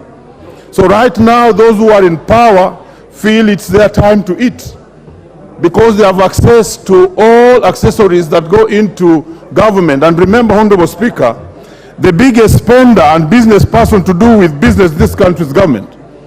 And therefore, if you are right there, it is felt that then you have access to these monies and therefore you can grow rich. And possibly that's why the young economist who has done BCom and thinks there's no any other better business to do is but to be in politics and government was right. How many of the young people do we see rise in business and become respected Kenyans because they are business people? How many young Kenyans do we see rise in innovation areas and are respected that they innovated something and have grown rich out of it? And those were the sentiments that were also echoed by the chair of budget, which I thought were very, very correct. The fact that the amassment of riches must be attached to governance and being in power is the issue that I think this bill is talking about, and is taking us to level 0, which is the best position to take. But then we must congratulate the president who is in power today, because having taken the courage to bring this bill here, this is serious. Because when the bill is passed, it's something that will actually, like a razor light, go through all institutions to see that who is doing what in governance and in power vis-a-vis the contracts and other sources of money that people do get. And therefore, if we want to change Kenya, if we really believe in the bottom-up model that we talk about, the better, then now let's go this direction, so that everything will be done in clarity and people will be able to declare their wealth, and we shall see clearly who is doing what in where he's working. However, Honorable Speaker, when I looked at the bill in its first instances, it intends to some extent also curtail the freedoms and rights of people, and more so the freedoms and rights of those who are in political offices, not only the members of parliament, senators, but also the MCAs. Because according to the Constitution, the members of parliament and other representative leaders do not speak only about their own issues, but they also speak to represent other people. So when it goes on to declare that if a matter is in an area where that person has a conflict, then he has not to speak on it. It means then he ceases to have his freedom of representing the people who actually gave him power. Most of the things we speak here, Honorable Speaker, are not for ourselves, but are for the people outside there. So there will be serious need to do some amendments during the third reading, so that we correct that. We don't deny the power that have been given to those who are in positions to speak and represent others simply because of the issues of conflict of interest. Honorable Speaker, I also see a duplication of the powers given to the Ethics and Anti-Corruption Act, Ethics and Anti-Corruption Unit, because they are the same powers that they have in their own act. But in this particular one, I see them being given too much powers. The risk is that, Honorable Speaker, also this same body whom we are giving too much powers, Chair, is a body that can also itself get so corrupt and actually run away with the conflict of interest issue. We must also guard that this will not be used to hurt other people who are not in power, so that somebody simply followed using this, like we saw earlier on, and then that person is actually put aside at the expense of the reality. So this is a good law. It's a good law that brings sanity, it brings clarity, it brings uniformity, it brings some responsibility in ourselves. But we have to begin by changing our culture, our values, our approach to doing things, and accept as a nation that that's the direction we want to go. And if we do this, Kenya will be a great place, because there'll be no worry for even those who are in the minority to say that we must go to power the next time, because the power will not be associated with political corruption and governance corruption. And this will be good. So I support, Honorable Speaker. Thank you. Honorable Jerry Minor.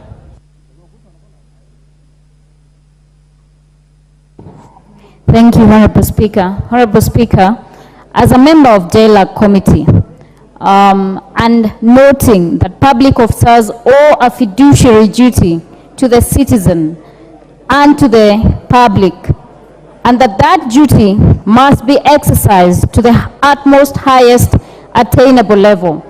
I have deep-seated reservations in passing this bill as it is, Honorable Speaker. Honorable Speaker, the Jailer Committee recommended that this House examines and scrutinizes this bill clause by clause, Honorable Speaker.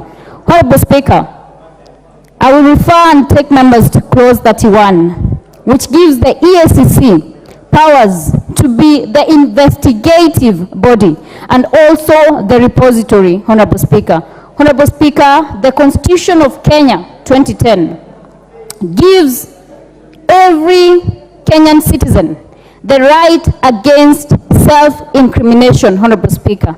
Honorable Speaker, these powers can be abused. We have seen, and I know that some of the members in this House have been culprits of weaponization of the law, Honorable Speaker.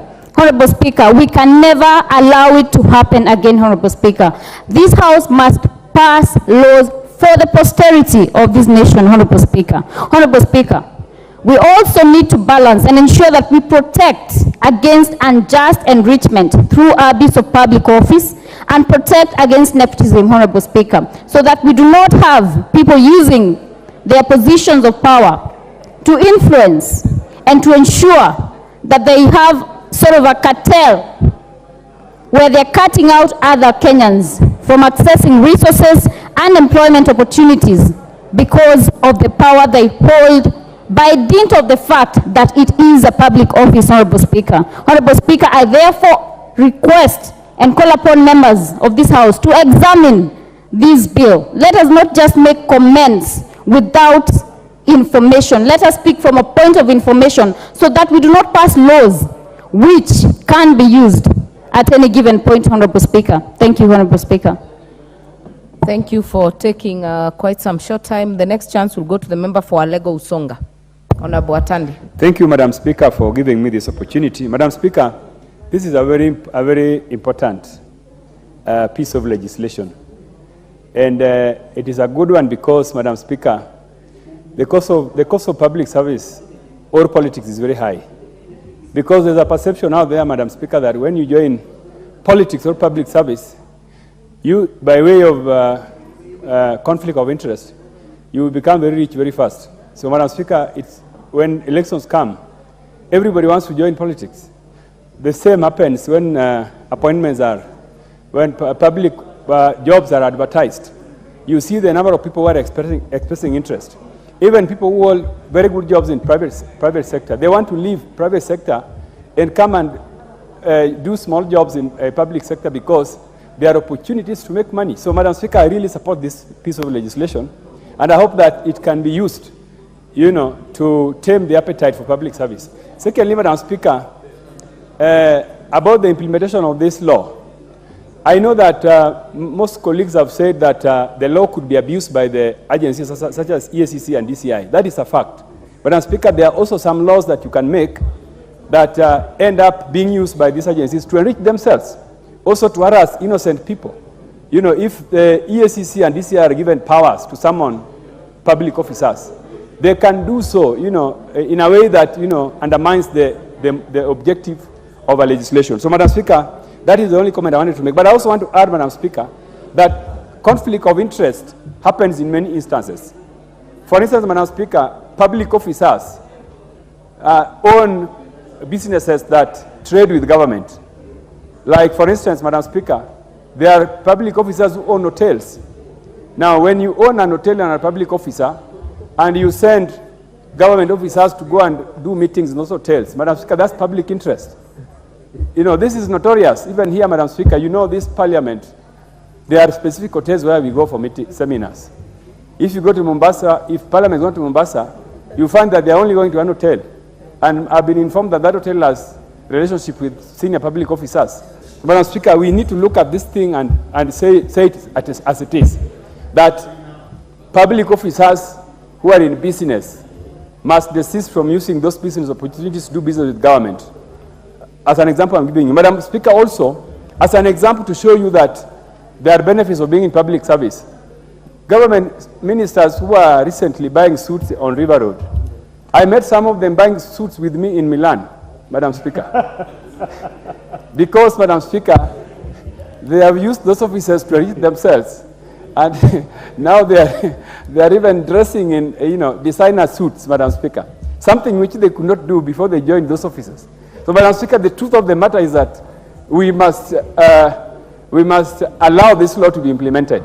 And Madam Speaker, I was joking that this law is good, but it could be bad for my friends on the left side of the house.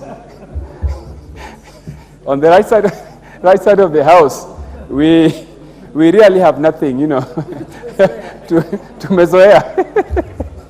Madam Speaker, I support. Thank you. I'll give the...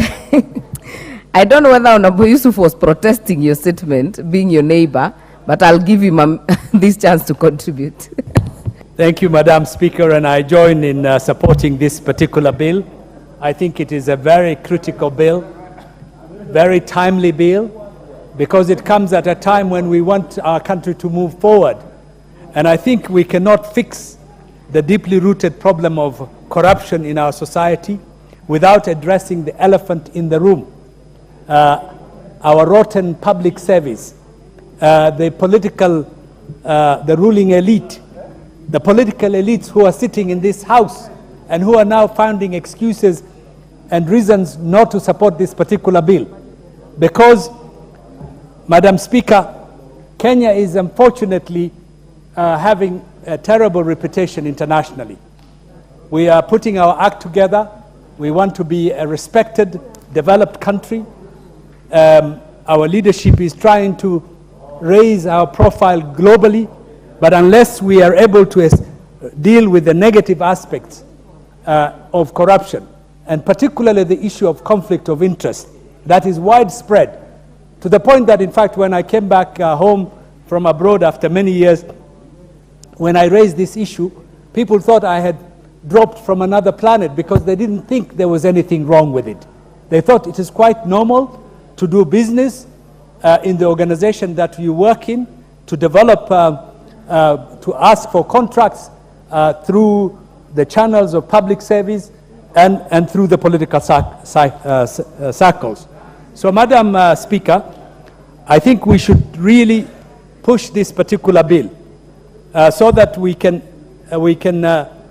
deal a terrible blow to the runaway cancer that is eating into our national fabric. Corruption is a crippling disease. It doesn't only affect us in our daily lives just as a vice, but it is costly economically. It costs our economy billions of shillings every year in terms of monetary value. And in fact, it is also affecting how we do business. There are a lot of people who would like to invest in our country, investors who will come to Kenya. But when you compare us to neighboring countries like Tanzania or Ethiopia, we are always rated. They say Kenya is a beautiful country. It has got great opportunities for investment, but the level of corruption, the deepness of the corruption, and the conflict of interest is such that it is not a good country to do business in. And those people go to Rwanda, they go to Tanzania. And the other day, if you had the governor of the National Bank speaking about our economic situation, his answer was that Tanzania and Uganda were getting more foreign direct investment because the environment for doing business in those countries was better than us. And the reason is conflict of interest is one of the obstacles, corruption is one of the obstacles, and many of our institutions and the culture, this culture of grabbing, the grabbing culture that we have, that is entrenched in our Ministry of Lands, in many of our ministries where civil servants and the political leadership of those ministries accept to get money, has created that culture where our country is known as nchi ya kitu kidogo. In other words, nchi ambayo kila mtu anataka kupata kitu kidogo kutumia cheo chake cha kiserikali. So, Madam Speaker, I think it is a high time we dealt with that particular issue, and I know maybe this bill will have a lot of difficulties passing in this House. I know for sure because I can hear the signs, I can hear the whisperings and the murmurings. But I think this bill is very good for our country. It will improve our reputation. It will create a better environment for business, and it will raise the status of our country as a good tourist destination, as a good investment destination.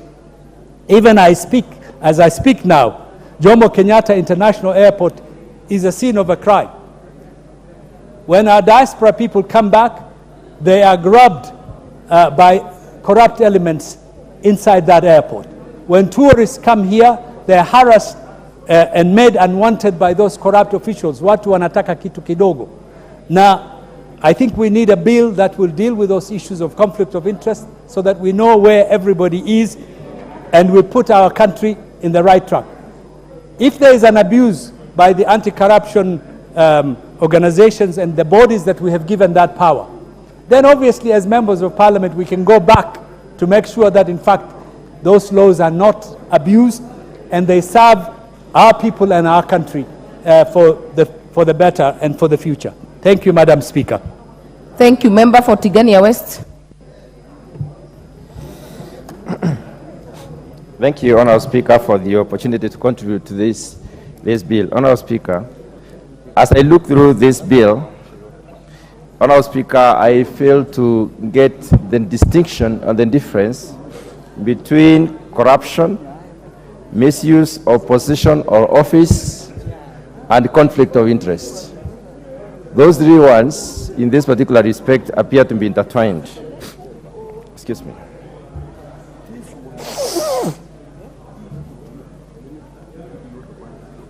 Honourable Speaker, the bill talks about management of conflict of interest, which implies that there is conflict of interest, and therefore what we need to do in this particular bill is to organize ourselves how to manage it. Conflict of interest has existed in many ways, and I will take a few minutes to look at some of them. When one is in conflict of interest, it means one does not follow the norms. It means one will foster the poaching of or acquisition through unfair means. You can poach for a friend, one can poach for a relative, one can poach for an associate, and so on. But as I look at this bill, Honourable Speaker, especially part 3, where we are talking about conflict of interest, the one friend is missing. I do not know whether we should consider a friend to be an associate or any other person, because it does not clearly do that. Many things happen because people are friends, and friends push others to do things that are not right. Conflict of interest, Honourable Speaker, according to this bill, has been defined as poaching for a friend, a relative, or an associate. It has also been distinctively given as impairment to deliver a function or a service. When I look at delivering a function of a service, failure to deliver a function or a service, one is so much interested in their own acquisition, and therefore they do not deliver a function or a service. And that is one of the things that this bill comes, or one of the mischiefs that the bill comes to cure. The other mischief that this bill comes to cure is where private interests get into conflict with the duties of an individual. And in many cases we see this happening. I want to look at a scenario where we send the police to arrest the thieves. These policemen probably may be drawn from one station or from different stations, but we put together a team to make the arrest. Once they go to arrest, they come into contact with what was stolen, and sometimes it is money. And Honourable Speaker, what you have seen in this country is that that money is never recovered in full. It changes hands when it is already discovered. Now, I don't know, is that stealing or conflict of interest? How can we stop such things from happening? On the other hand, Honorable Speaker, and I know most of the members here have experienced this, when we have a committee or a board conducting interviews to try and give opportunity to Kenyans, opportunities that are very scarce, many Kenyans are qualified in this particular respect. And that particular board or committee or formation takes leave to discuss how they are going to distribute those positions. Honorable Speaker, we have seen this happening even in this House. They discuss how to distribute these positions, not based on any credentials, not based on any qualifications, not in any, based on any level forms of equity, but they distribute according to their interest. How, to what extent does this bill cure that mischief? Because it is happening, it happens almost every day. Disclosure of conflict of interest is the requirement as per the Kenyan laws. I want to refer to the example I've given and declare that, Honorable Speaker, before the meeting commences, disclosure is always acquired. It's already registered. And what people do, the only thing probably that they do is probably say, when you're interviewing so-and-so, I will take leave. And that is considered to be good enough. But the discussions that follow and the sharing of the positions that follows, is that conflict of interest? Is it corruption? Is it misuse of office or misuse of position? Honorable Speaker, if you want to know when conflict of interest is going on, people avoid using the norms. They avoid using the standard operating procedures, and they let the conflict of interest reign. First of all, they fail to plan, or they decide not to plan. And I would like to look at a situation like our own constituencies. In our own, if you follow us to our constituencies, you realize that the greater majority of us do not even have a strategic plan or a 5-year plan. And if the plan is there, sometimes it is shelved. What do we call that? Let's go further. Honorable Speaker, retirement of procedures is common, where one of those who are supposed to manage the delivery process, in the word of a member of parliament in the CDF case, is what matters. And then nobody else can contribute to a decision in such a case. Honorable Speaker, if we want to be very honest, some of us have had the fund account managers changed more than 4 times in a span of 1 year. 4 times, 5 times, 3 times. What is the problem? Is it that these officers are not qualified? Is it that these officers do not know their work? These officers step on the toes, and that is why they are changed. And therefore, we dominate as a situation. So, Honorable Speaker, this bill comes in to cure the mischief that reigns in the decisions making in most of the decisions that matter in terms of sharing resources, sharing positions, managing a situation. Acquisition has misled many Kenyans. And sometimes I marvel. We have seen people regarded as very clean civil servants. They have not taken any loan. Excuse me.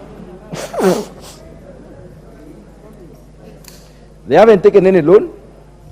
They have not been given any grant, but they own estates and flats, huge buildings, fleets of cars, matatus. Is that stealing? Is it conflict of interest? Is it corruption, or what is it? I think, Honorable Speaker, there is a law that needs to be done, managed in this country.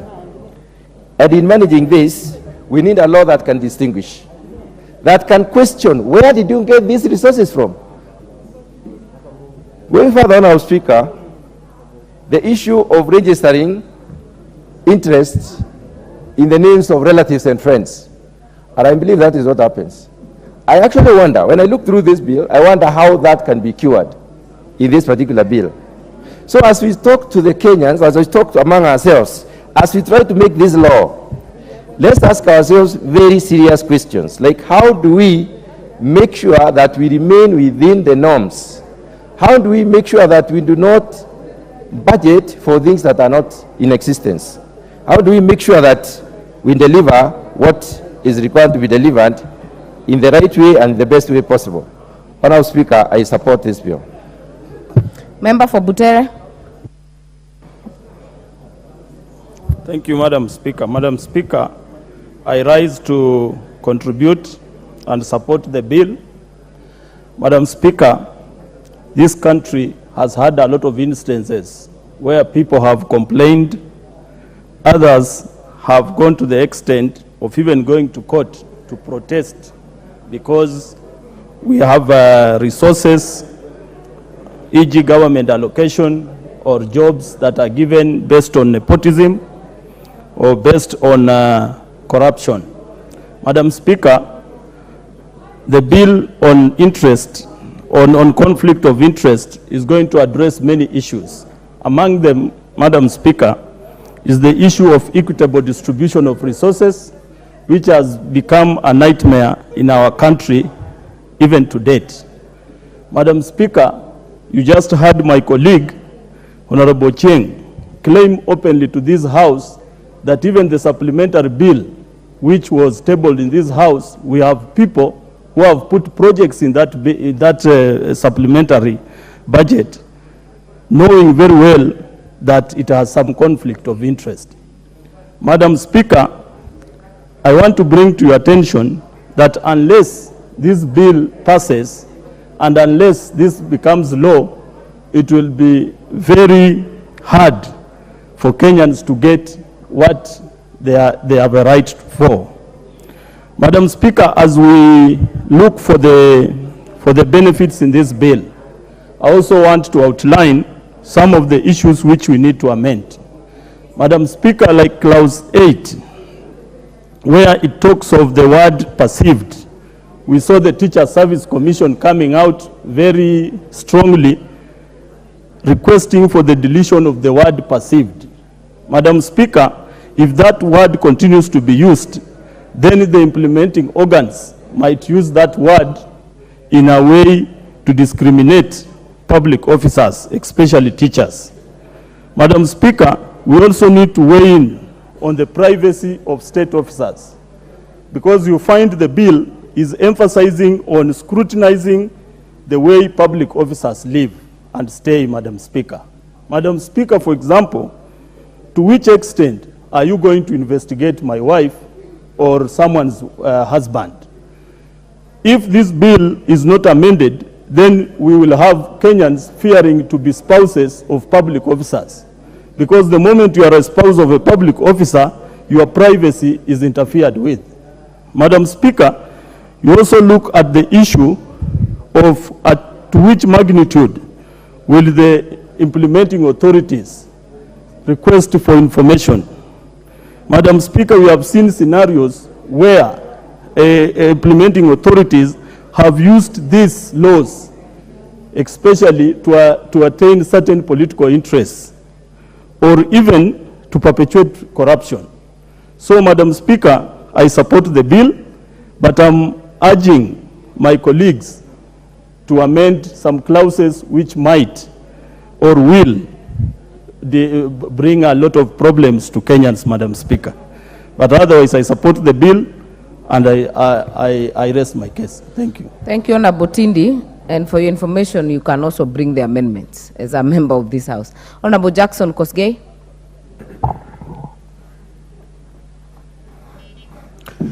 Thank you, Madam Speaker. On the onset, I wish to support the bill. And again, with the rider that my colleagues have contributed, that some amendment requires to be done in order to avoid weaponization of such a good law against certain perceptions. So, Madam Speaker, it has been said that conflict of interest takes place when our judgments, our decisions, and our actions are influenced by our compromise, rather by the position we hold in relationship with the people who are closer to us when we decide on priorities. That is family members, our own interest, our friends, our financial consideration in that we have companies which are connected to us, and other social factors that might make it appealing to us while we are making such decision. Balancing and managing conflict of interest in the public sector therefore calls for a very careful consideration of both legal and consideration of moral and ethical expectation on the same. Madam Speaker, we have witnessed situations where merits have been ignored by the privilege of authority and deny people who deserve positions and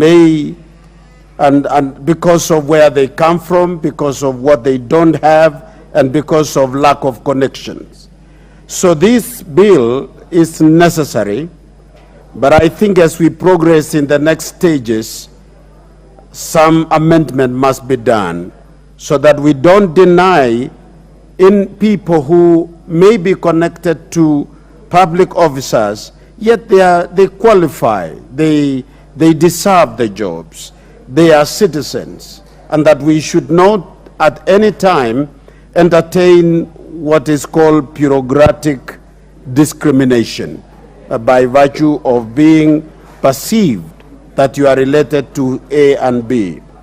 Therefore, Madam Speaker, one such thing that can help more than even the law is for a national pride to be inculcated in our lives as the people and citizens of this country, to be proud to be a Kenyan and be able to look at Kenya wider and beyond your own community and close friends while considering and making judgment or decisions that will affect other people's lives. Otherwise, I support Madam Speaker. Thank you. Thank you. The Deputy Majority Leader, Honorable Owen. Honorable Speaker, I want to thank you for the opportunity, and I would like to make my contribution as follows. One, this law we are debating here today is actually a feather on the war against corruption in this country. It is a law which will strengthen institutions. It is a law that will ensure that people are not conflicted as they exercise the authorities that are given in public offices. Honorable Speaker, this is a law that is going to right many of the wrongs that have been happening in this country by virtue of the fact that people have positions and they misuse those positions to benefit family, relatives, and friends. Honorable Speaker, when you look at this law, it is a law that will give an equal opportunity to all Kenyans, because if you have more people, Honorable Speaker, there are times where a community like my community, where I come from, there aren't very many people from my community who are in big offices or in government positions. They get disadvantaged because when it comes to recruitment of people in those departments, in those officers, the officers who are occupying the higher seats look at their relatives and put them in there. My people, where I come from, the Mijikenda, the Giriama, don't have people in high places. And therefore, every time a recruitment is done by government, by parastatals, they appear nowhere. Even where those parastatals are in their backyard, Honorable Speaker. We have very many parastatals in the coast, very many of them. But when the MD or the person in the highest position comes from a certain region, when it comes to recruiting, they overlook the local people and bring people from other areas just because they want to give their people positions. And qualified people from the region don't get that opportunity. Honorable Speaker, I laud this law because this law will give my people an opportunity, qualified people from a community, to have an opportunity to also serve this country and generate income for the community. Honorable Speaker, again, this law, you know, Honorable Speaker, we have had very many government officers today form their own companies. You are a chief officer, you are a head of parastatal, you are a PS. What you do is when you get into that position, you tell your wife, your son, your children and all that to form companies. And then all the tenders, all opportunities for government contracts go to those companies that are formed and owned by those people. Honorable Speaker, what that means is therefore any other person will not be able to do business with government except those relatives, those friends, the wife, the husband, the aunt, and all those people are the ones doing business with that organization. Honorable Speaker, this law comes in to cure that malady, that problem that has been created by many of the officers. Honorable Speaker, it is very true that the primary driver of corruption and poor decision making is at conflict of interests, Honorable Speaker. A lot of wrong decisions are made because someone wants to favor a relative, because someone is conflicted. Then they make decisions that are wrong, that are injurious to community, decisions that carry heavy burden. We have seen, Honorable Speaker, and we have heard that somebody, because he is in government and he owns a bank, and therefore he wants to play around with interest rates at central bank because he has access to decision making in the central bank, so that now he can make millions for his bank.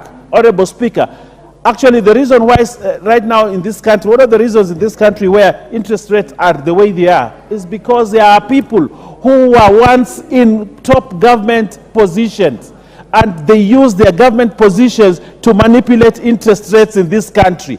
And they earned billions of shillings, but the country went the way it is going. Honorable Speaker, this law speaks to such problems that we have had with people who want to make policy because they want to favor themselves, they want to favor our relatives as we move ahead. Honorable Speaker, as I conclude, abuse of office by government officers.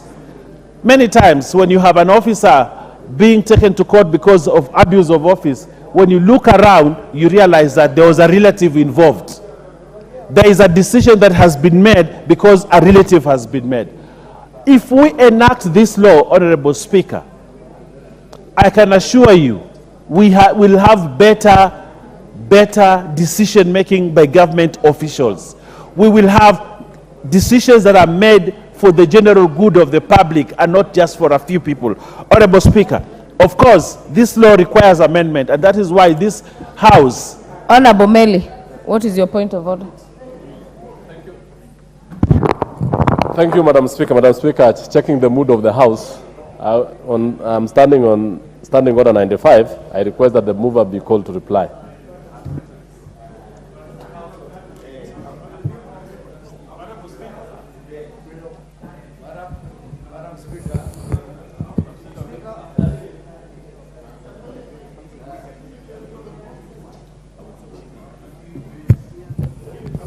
Continue, Honorable Owen. I will put the question on that, on your issue, Honorable Meli, after Honorable Owen and maybe one or two members. Honorable Speaker, so what I want to say and conclude, this strengthens the war on corruption in this country. Corruption has taken this country down the drain, and this is one of the laws. And I want to applaud the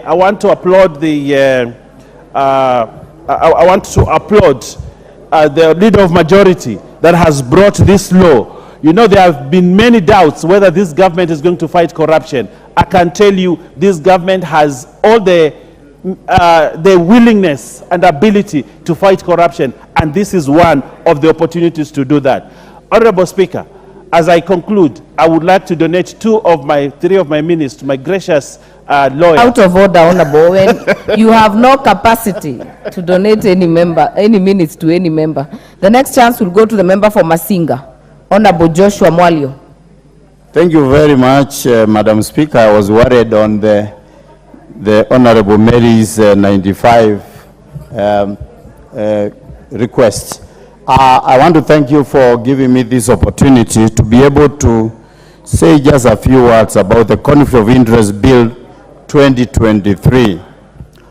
While it is a good bill and it is supposed to kill and also eliminate corruption, you know, it is the interest of every businessman and every contractor to be able to do business with the government, because government is the biggest employer.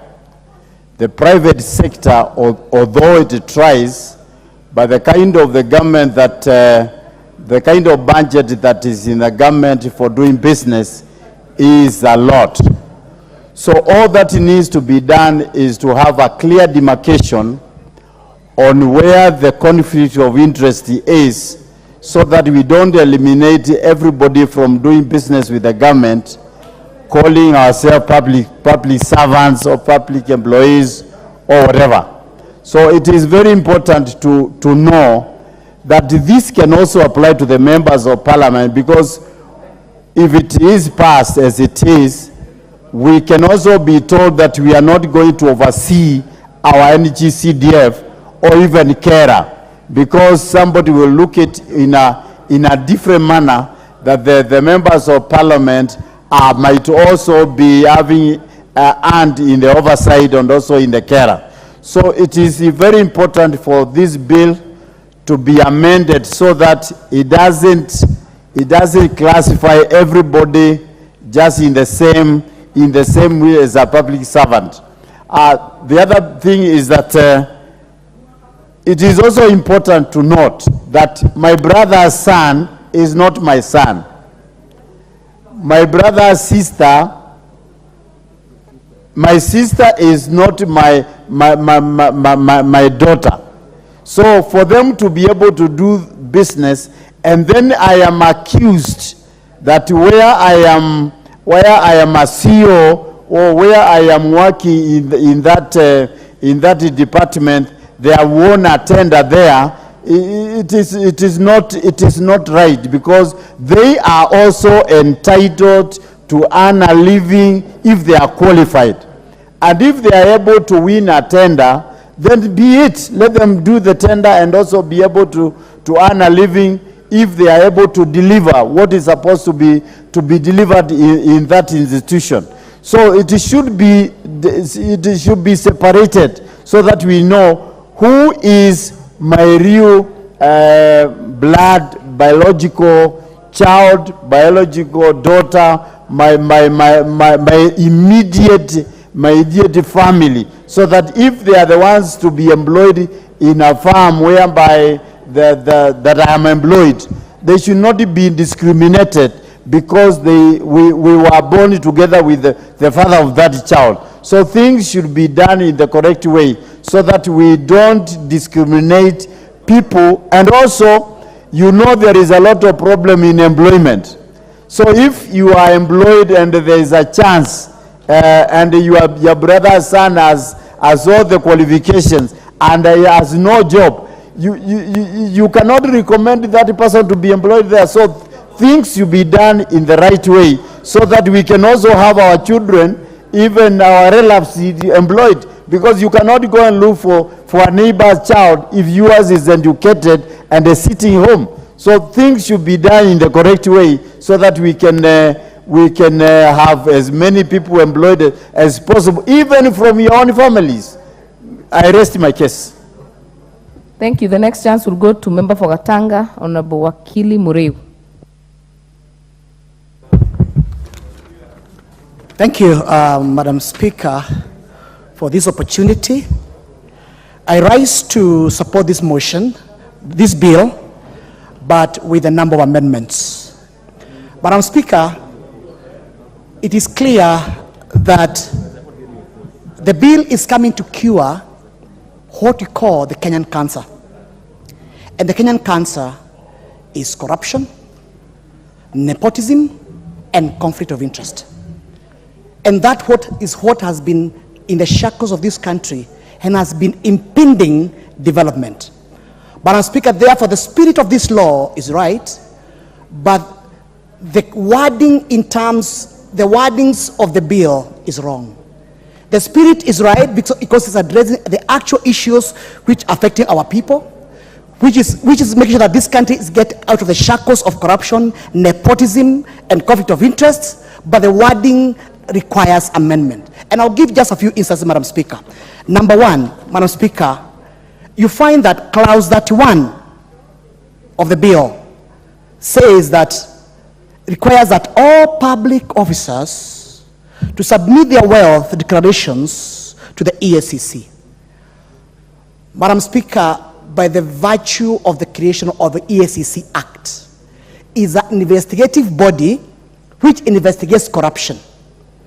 Madam Speaker, there is no way you can take your evidence and give it to an investigator. That is against the spirit of a Bill of Rights. You cannot do what is called self-incrimination. And in America, it is called the Fifth Amendment. You have a right to keep quiet. You have a right not to give any evidence. You have a right to shut up and let the investigator dig whatever evidence they have, as opposed to giving out this information to a whole investigator. Secondly, the same investigator, Madam Speaker, has a history of being used by different regimes as a puppet. Weaponization, whereby if in instance you are not required, maybe as a civil servant, a CEO, you're not required to serve in a certain position, the EACC is sent to you. And they are told, oh, we want to investigate you 1, 2, 3, 4. But if you happen to resign, those investigations, Madam Speaker, comes to a dead end. And therefore, it is the wrong body to be the repository of this kind of information. The other issue, Madam Speaker, is about clause 19, where it calls for the participation of public officers from participating in business. Madam Speaker, number one, that is a constitutional because it's against Article 27, Article 40, Article 43.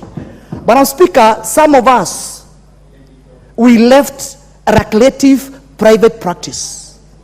We have a plethora of clients. We decided to come to Parliament to serve duty as a sign of patriotism, to serve this country.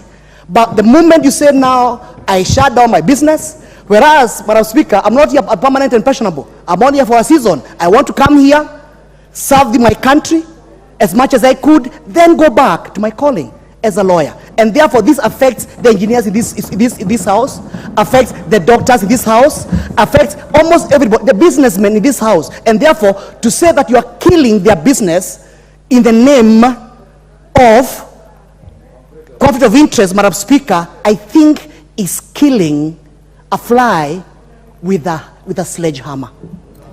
Madam Speaker, this bill, again, under clause 38 all the way to clause 43, it introduces a strange animal they call the blind trust.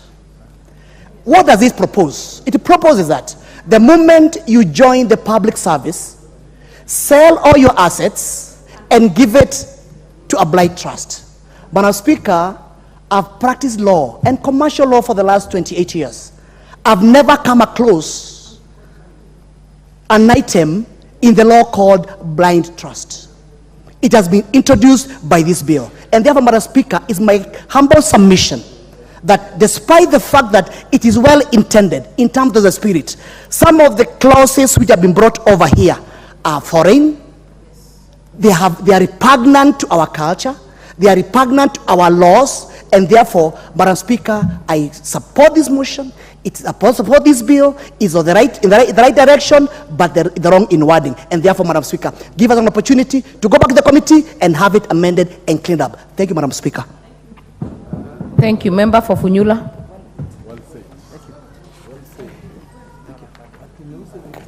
Thank you, Honorable Speaker, for the opportunity to make a point or two concerning the conflict of interest bill of 2023.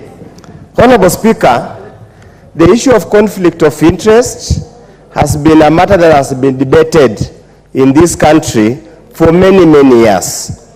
And all attempts to rein on undue influence peddling has always elicited a lot of controversy, and this was is not any different at all. Honorable Speaker, indeed, again, the issue of conflict of interest is such a fluid concept that keeps on changing every single day. It's not practically possible to legislate in precision what constitutes conflict of interest. While there could be, the motive could be good, the intentions could be good, but probably the way it has been presented makes it look as if there is a selected punishment. There is a target group that whoever drafted this bill is aiming to nail down for some known or unknown indiscretion that has happened in this country. Yes, we know conflict of interest breeds corruption. Conflict of interest is normally the source of most corrupt dealings in this country. But honestly speaking, we need to be very clear. What is it are we trying to cure? Are we creating a problem that we cannot even be ourselves be able to manage? Honorable Speaker, some of the issues here I've talked about are moral issues. Issues that can be dealt with in civic education, issues can be dealt with in church, issues can be dealt with in mosque, issues can be dealt with in a very more organized manner. You see, to go to a point that we are legislating against basic tenets, basic values, basic moral questions, it then says a lot about the moral fabrics of this country. We must be able to address these issues not through legislation, but through talking to each other to understand. The Anti-Corruption Commission, the chair and the rest, this is the work they should be doing, talking to people that it's morally wrong to practice nepotism at your place of work. It's unfair to deny somebody else a chance and give to somebody else who is less deserving just because there has been influence peddling. It should be very clear that, for example, like where I come from, eating funerals is the order of the day. Refusing to serve somebody now food because it does not belong to your clan, that should actually be a case that needs to be dealt with at a moral point of view. Yes, it amounts to conflict of interest because you have conferred benefits to somebody else and denied the same benefit to somebody else. It's a matter that might not necessarily lead legislation, but matters that we need to talk at or at the very innocent stage of our children. Honorable Speaker, I have perused through this bill, and to be honest, this bill portends danger. This bill is going to be extremely impossible to implement. Honorable Speaker, a large number of Kenyans are employed in public service.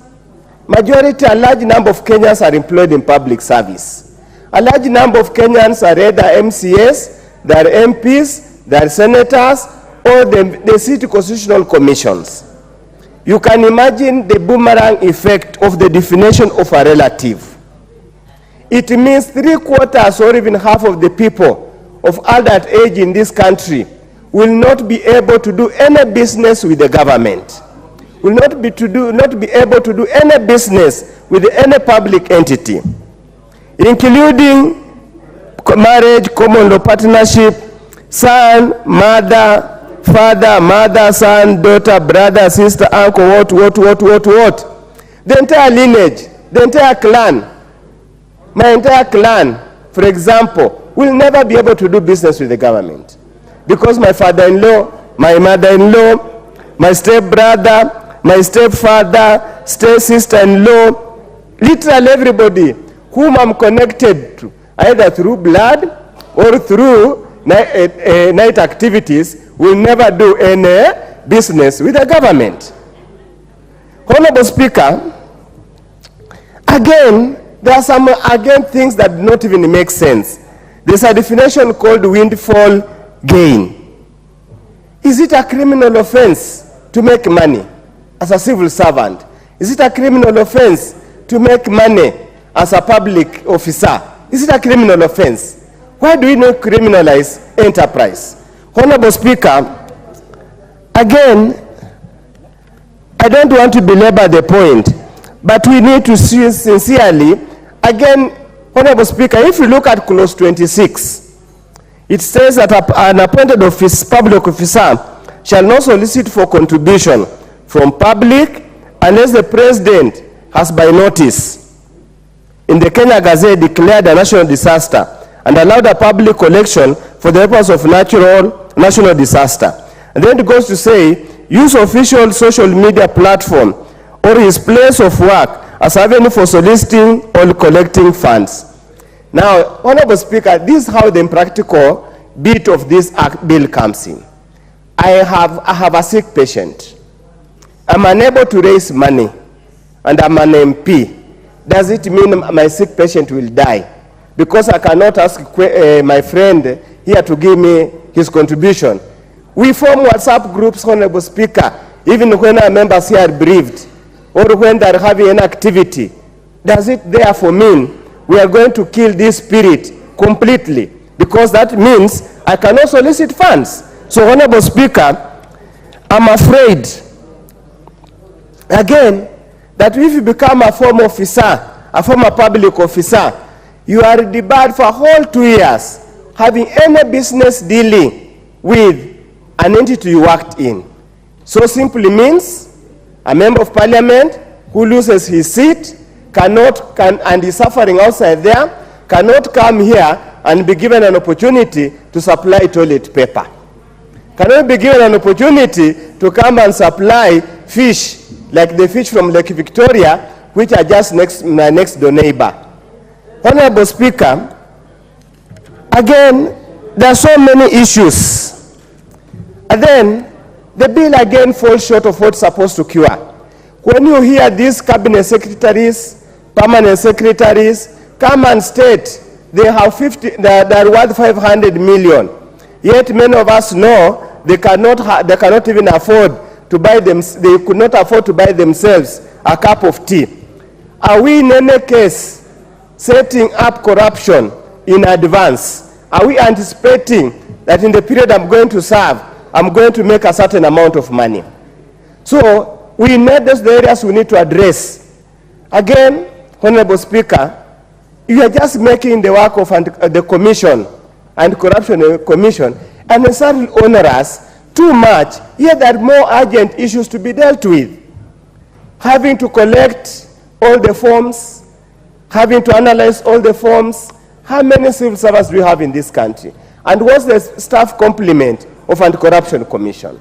We need to relook at it.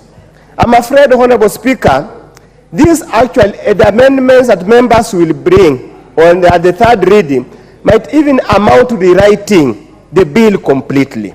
Because literally every clause will have an amendment. Every part will have an amendment. So my honest view is to request the leader of majority party to go back and have a relook. There is no limit when you cannot withdraw a bill. This is a bad bill that requires further discussion and complete redrafting before it's returned to this House for enactment. Otherwise, Honorable Speaker, we will end up like the bill for Honorable Bukose, the one for medical, I don't know what, the drugs thing, where literally it's being rewritten. With those few remarks, Honorable Speaker, I'm not so sure whether to support in principle. I support the spirit, but I oppose the bill in the manner it is stated. Thank you, Honorable Speaker. Thank you. Member for Molo. I thank you, Honorable Speaker, for this conversation. Honorable Speaker, we all agree there is need for equality, there is need for equity in distribution of resources. We all agree that we should not use our positions of power to just enrich ourselves and our families, and we should be very considerate of other Kenyans, Honorable Speaker. Some of us have risen from not being children of nobody to being who we are here today through provision of equal opportunities. And that is why the spirit of this conflict of interest bill should be applauded by everyone in this House. However, and just to give an example, Honorable Speaker, I met a young man the day before, it's actually it was yesterday. I went to the same high school with him, and he's telling me he's an entrepreneur. And he has all these years, for the last 5 years, been just checking on the Kenya Gazette and filling those tender documents. And he has been able to earn a decent income for himself and his family just by applying for those particular jobs, Honorable Speaker. So what would have happened to Wilson had those jobs been taken all away by those government officials in the influence? Because that could have been possible. So that Wilson would never have found an income to lead his family, Honorable Speaker. But having said that, Honorable Speaker, the definitions that our honorable colleagues have very well conversed about of relatives, of sons, of stepdaughters. No, the fact that you are related to me should not disadvantage you from doing anything, from doing any business, Honorable Speaker. Some communities, I think like our friends from the Luopi nation and the Luya nation, I think almost everybody is their cousin. You tell, this is my brother, this is my sister, this is my cousin, and I'm told even pastories where a member of your clan is your relative. So what crime has my brother committed by me being a member of parliament and whatever business that he does? What crime has relatives of these cabinet secretaries or principal secretaries or whoever it is in the public sector have committed by just being their relatives that makes them now to be like blacklisted, that they cannot do any particular business on these people, Honorable Speaker? Our elections, Honorable Speaker, have been highly divisive in this country, almost making them a matter of life and death.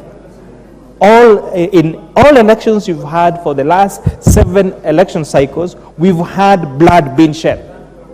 And we must sit down and ask ourselves as a country, why is it so important for a particular community of a particular people to feel that it is their own at the helm of the leadership?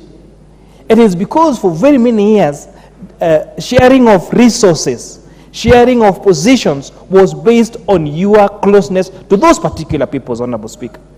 And that is why it is a very tricky balance that we need to do, Honorable Speaker. That if you fix this, that you do not need to be close to anybody to have your road in your constituency done, that you don't need to know anybody to have your job, to apply for a job with the Public Service Commission, with the Teacher Service Commission, with the judiciary, with the army or with the police. We are going to solve the issue of the divisive politics we have in this country. But in as much as we try to do that, we must make sure that we also don't demonize leadership. We should not make sure we do not demonize well, Honorable Speaker. I had a conversation with some friends over the week, Honorable Speaker, and they were concerned that we are passing policies and decisions that demonizes wealth creation. If you are a good businessman, you should be encouraged to make all the money you can legitimately as a business person. Whether you are a senator, whether you are a whatever you do. Because as Honorable Moreu here said, the fact that I'm the member of parliament for Molo does not take out that I'm a CPA. So if I still carry out my consultancy practice or my accounting services, the fact that I become a member of parliament does not mean I became stupid. Doesn't mean that I cannot continue to practice the profession I went to many years of school to study, Honorable Speaker. And in any case, as it has been well elaborated here, some of these jobs are really seasonal. The rate of turnover in this parliament is more than 60% at any particular time. So you find some members, ex-members of parliament languishing in poverty because they stopped the trade they were doing before they joined politics. So we should encourage hard work. We should encourage wealth creation, and we should not demonize anybody who does that. Yes. Because that is how to bring down a country, Honorable Speaker. So as my honorable colleagues have said, I support the spirit, because it's very important that we give equal opportunities to every Kenyan. And I believe this will even solve the bloodshed, the very divisive politics we have in every election cycle. But having said that, let us not assume that when someone joins public service or when they become a politician, they become stupid, or that they cannot continue to practice what they went to study. Let us stop demonizing wealth creation. Let us not demonize entrepreneurship. Let us enable entrepreneurship and public service and our professions to thrive for the best of this country. If that's, Honorable Speaker, I support the spirit, but those amendments must be done so that we make sure that we give everyone an equal chance in this country, irrespective of whether they're in the public service or not, Honorable Speaker. Honorable Karoli.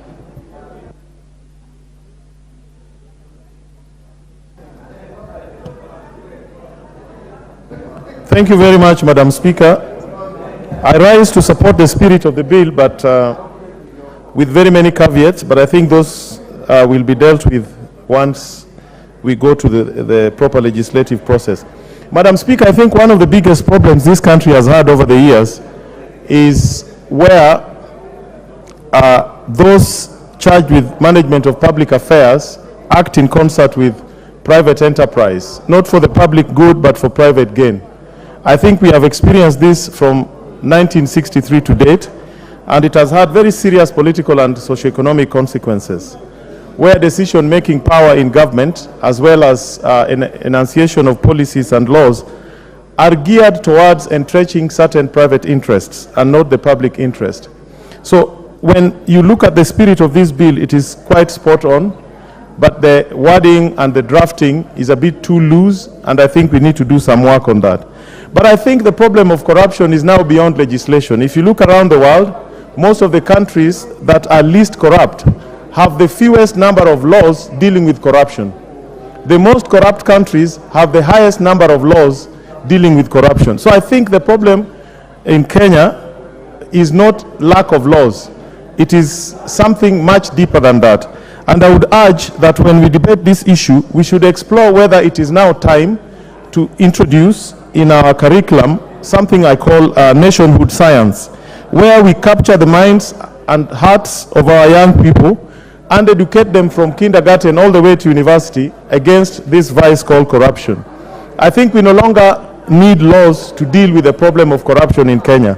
What we need are strong ethos, as those embodied in Article 10 of our Constitution and Chapter 6, and how to instill these values and principles in the minds and hearts of the young Kenyans from the time they start learning to the time they get into the job market or assume responsibilities of nation building. So Member for Kangema. What is out of order? Okay, thank you, Madam Speaker. I think we have ventilated enough on this issue, and I wish the mover should respond.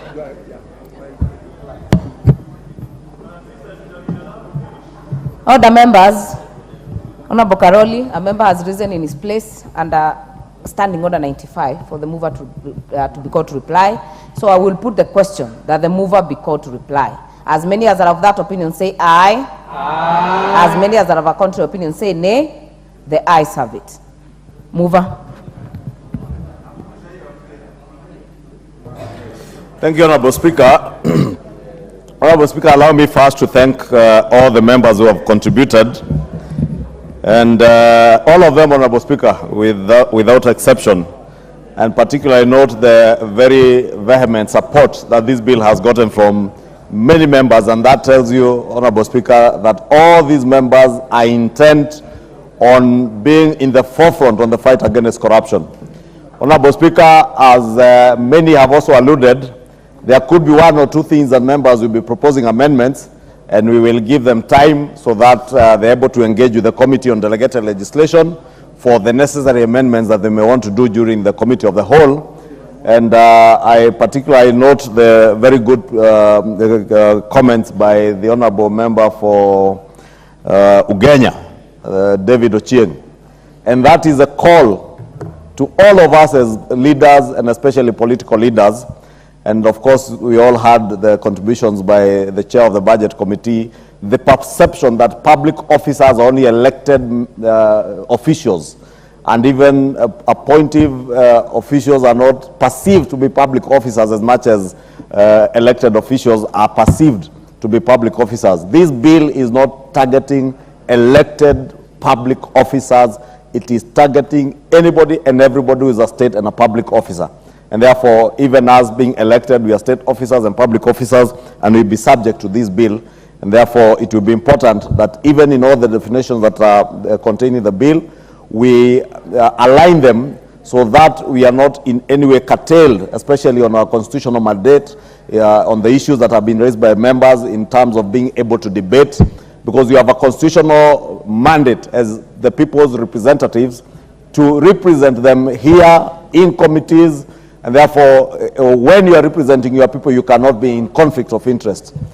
Honorable Speaker, with those very few remarks, allow me to take this opportunity to thank everybody who has contributed and those who have also expressed the desire to propose amendments. The chair of the Jailer Committee, the Honorable Murugara, has indeed confirmed that from Monday next week, the committee will be considering amendments, and therefore I want to take this opportunity to invite anyone who may have an amendment to share the same with the chair of the Jailer Committee so that they may consider together with those of the committee. With those many remarks, I beg to reply. Order members, I see we have the requisite numbers, so allow me to put the question that the Conflict of Interest Bill, National Assembly Bill number 12 of 2023, be read a second time. As many as are of that opinion say aye. Aye. As many as are of a contrary opinion say nay. Nay.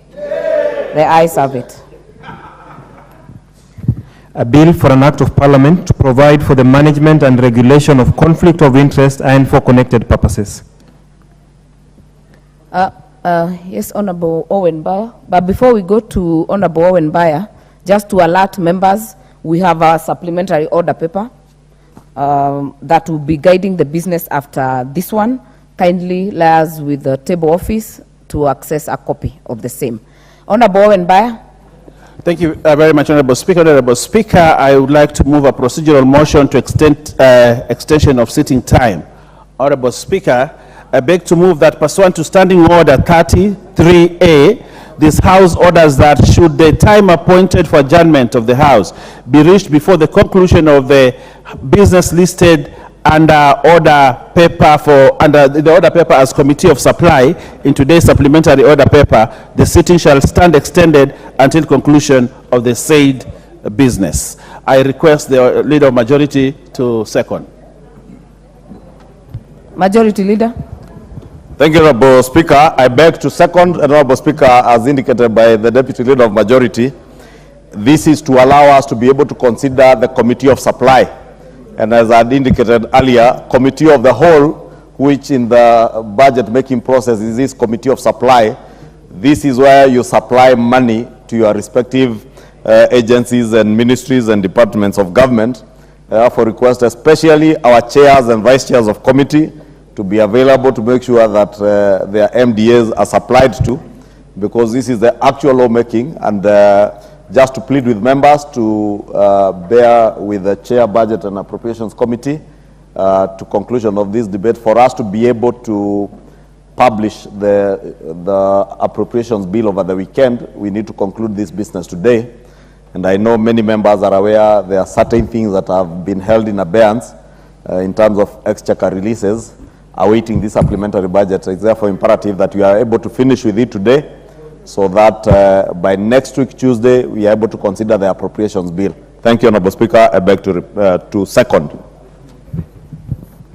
Okay, Honorable Members, I therefore propose that pursuant to Standing Order 33A, this House orders that should the time appointed for adjournment of the House be reached before conclusion of business listed under Order number 8 Committee of Supply in today's supplementary order paper, the sitting shall stand extended until conclusion of the said business. Okay, is that the mood of the House? I therefore put the question that pursuant to Standing Order 33A, this House orders that should the time appointed for adjournment of the House be reached before the conclusion of business listed under Order Number 8, Committee of Supply in today's supplementary order paper, the sitting shall stand extended until conclusion of the said business. As many as are of that opinion say aye. Aye. As many as are of a contrary opinion say nay. The ayes have it.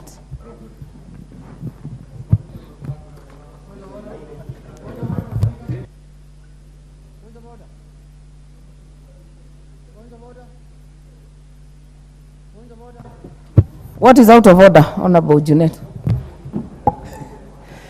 Madam Speaker, before we move to the next order, which is the Committee of Supply, Madam Speaker, as you can notice, and I wish the Majority Leader could listen to me, Madam Speaker, as you can see in the supplementary order paper, I intend to have an amendment, Madam Speaker, and the amendment concerns Parliament, Madam Speaker. Madam Speaker, as a House, we are not going to allow anything that impedes legislation, representation, and oversight. Madam Speaker, anything that hampers the quality of debate, the quality of work in this House, Madam Speaker, must be fought, Madam Speaker. And when the executive is preparing their budget and their estimate, Madam Speaker, they must know that Parliament is an arm of government that's independent of the executive, Madam Speaker. And Parliament must be given its powers and authority and financial independence as stipulated, Madam Speaker, in the Constitution, Madam. For that reason, Madam Speaker, there is a lot of money that has been deducted from Parliament and which is going to make the workings of this Parliament, Madam Speaker, very difficult. But I want to step down my amendment because after I had a meeting with the Majority Leader and the Chairman of the Budget Committee, Honorable Junet. No, I want to leave. They have assured you. Madam Speaker, let me conclude. They have assured me, and I wanted to go on record that the Majority Leader said he's going to make sure that money is... Order, Honorable Junet. I have indulged you because you're a senior member of this House. You have already stated you had an amendment on the order paper, which I allowed you to actually preempt, which is against the procedure of this House, and you're preempting. And I think that withdrawal can come during the Committee of Supply. You can be on record, and you will be heard on it. So I say we go to the next order.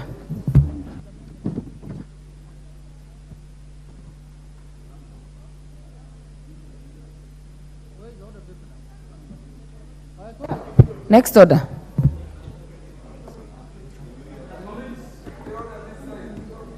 Order number 8, Committee of Supply, first allotted day.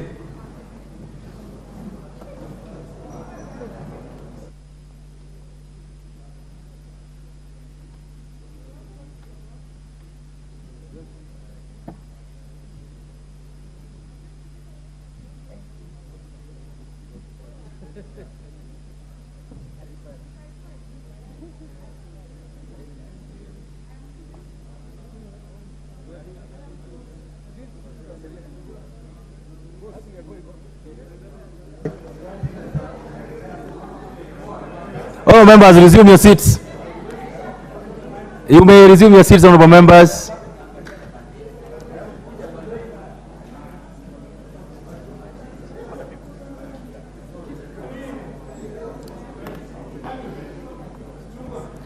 Honorable members, this is the Committee of Supply. It is the committee where we then allow the various state organs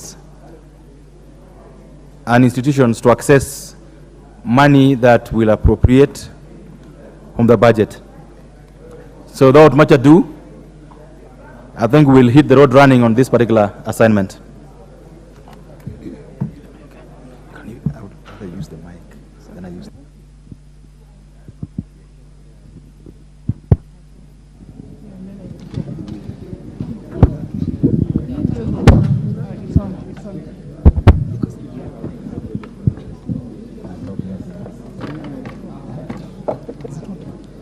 It's working. Yeah, it's working. The executive vote number 1011, Office of the President. Honourable members, we are going to go through all the votes, all the three arms of government, and so we're starting with the executive. The first vote is the vote of the Office of the President, and so I propose that further, and members, remember that we are dealing with supplementary. It means that we already had appropriated in the original budget. So I therefore propose that further to the Appropriations Act 2023, the sum allocated to meet the expenditure, recurrent and development for the year ending 30th June 2024, order,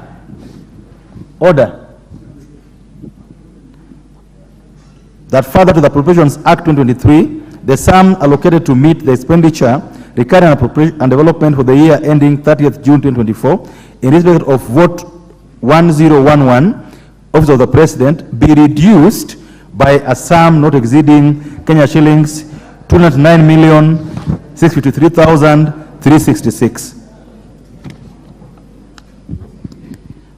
Programs being revised under the vote,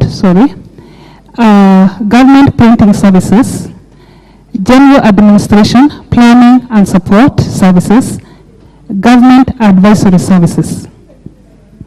Thank you. I propose the question that the programs being revised under vote 1011 as read out and sums allocated in the schedule be approved.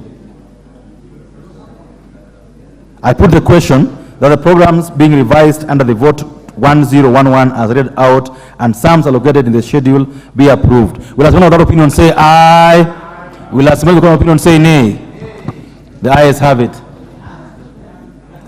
I now put the question that further to the Appropriation Act 2023, the sum allocated to meet the expenditure, recurrent and development vote for the year ending 30th June 2024, in respect of vote 1011, Office of the President, be reduced by a sum not exceeding Kenya shillings 299,653,366. Will as one of the opinion say aye?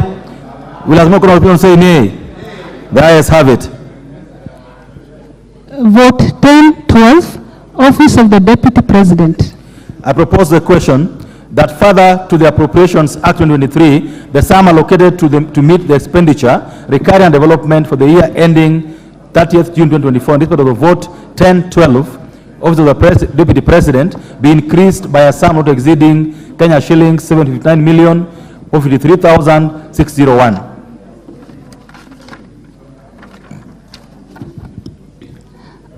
The programs being revised under the vote, Deputy President Services.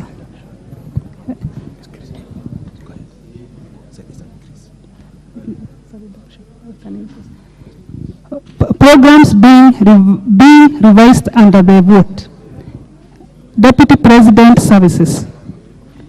Oh, members, I propose the question that the programs being revised under vote 1012 as read out and sums allocated in the schedule be approved. I put the question that the programs being revised under vote 1012 as read out and sums allocated in the schedule be approved. Will another opinion say aye? Will another opinion say nay? Ayes have it. I now put the question that further to the Appropriations Act 2023, the sum allocated to meet the expenditure, that is recurrent and development for the year ending 30th June 2024, in respect of vote 1012 of the Deputy President, be increased by a sum not exceeding Kenya shillings 79,453,601. Will another opinion say aye? Will another opinion say nay? The ayes have it. Vote 1014, State Department for Parliamentary Affairs. But I put the question, I propose the question that further to the Appropriations Act 2023, the sum allocated to meet the expenditure, recurrent development for the year ending 30th June 2024, in respect of vote 1014, that is the State Department of for Parliamentary Affairs, be reduced by a sum not exceeding Kenya shillings 276,466,275. Programs being revised under vote 1014. Parliamentary liaison and legislative affairs, policy coordination and strategy, general administration, planning and support services. Thank you. I propose the question. The programs being revised under vote 1014 as read out and sums allocated in the schedule be approved. I now put the question that the programs being revised under the vote 1014 as read out and sums allocated in the schedule be approved. Will as one other opinion say aye? Will as one other opinion say nay? The ayes have it.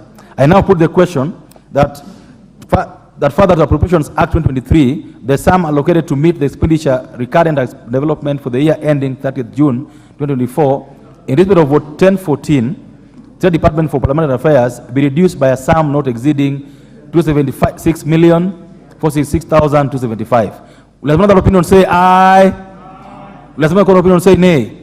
The ayes have it. Vote 1015, State Department for Performance and Delivery Management. Members, I propose a question that further to the Appropriations Act 2023, the sum allocated to meet the expenditure recurrent and development for the year ending 30th June 2024, in respect of vote 1015, State Department for Performance and Delivery Management, be reduced by a sum not exceeding Kenya shillings 123,458,604. Programs being reduced under vote 1015. Public Service Performance Management and Delivery Services, General Administration, Planning and Support Services. Members, I propose the question that programs being revised under vote 1015 as read out and sums allocated in the schedule be approved. I put the question that the programs being revised under vote 1015 as read out and sums allocated in the schedule be approved. Will as another opinion say aye? Will as another opinion say nay? The ayes have it. I now put the question that further to the Appropriations Act 2023, the sum allocated to meet the expenditure, both recurrent and development, for the year ending 30th June 2024, in respect of vote 1015, that the State Department for Performance and Delivery Management be reduced by the sum not exceeding Kenya shillings 123,458,604. Will as one other opinion say aye? Will as one other opinion say nay? The ayes have it. Vote 1016, State Department for Cabinet Affairs. I propose the question that further to the Appropriations Act 2023, the sum allocated to meet the expenditure, both recurrent and development, for the year ending 30th June 2024, in respect of vote 1016, the State Department for Cabinet Affairs be reduced by a sum not exceeding Kenya shillings 285,972,102. Program being revised under vote 1016, Cabinet Affairs Services. I propose the question that the programs being revised under vote 1016 as read out and sums allocated in the schedule be approved. I now put the question that the programs being revised under the vote 1016 as read out and sums allocated in the schedule be approved. Will another opinion say aye? Will as many opinion say nay? The ayes have it. I now put the question that further to the Appropriations Act 2023, the sum allocated to meet the expenditure, recurrent and development for the year ending 30th June 2024, in respect of vote 1016, that is the State Department for Cabinet Affairs, be reduced by a sum not exceeding Kenya shillings to 85,972,102. Will as many of that opinion say aye? Will as many of that opinion say nay? Ayes have it. Vote 1017, State House. Members, I propose the question that further to the Appropriations Act 2023, the sum allocated to meet the expenditure, that's recurrent and development, for the year ending 30th June 2024, in respect of vote 1017, and that is for State House, be increased by a sum not exceeding to 537,417,517. Program being revised under vote 1017, State House Affairs. Members, I propose a question that the programs being revised under vote 1017 as read out and sums allocated in the schedule be approved. The Honorable Window, 1 minute, please. Chair, an increase you always raises questions. Probably the chair of a budget appropriation committee could let us know exactly what is being changed from the bill that we passed in June, so that we appreciate the reason for the increase. I'm hoping close to 2 billion. It's not a small amount of money. Probably the chair could enlighten members of this house, members of public, so that they know. Thank you, Chair. Honorable Lodge.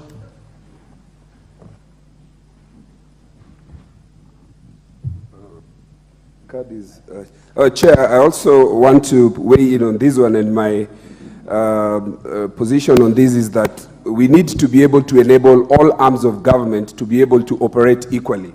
The percentage increase here compared to the decrease that is being meted on parliamentary affairs does not lend itself to what you call equality of arms.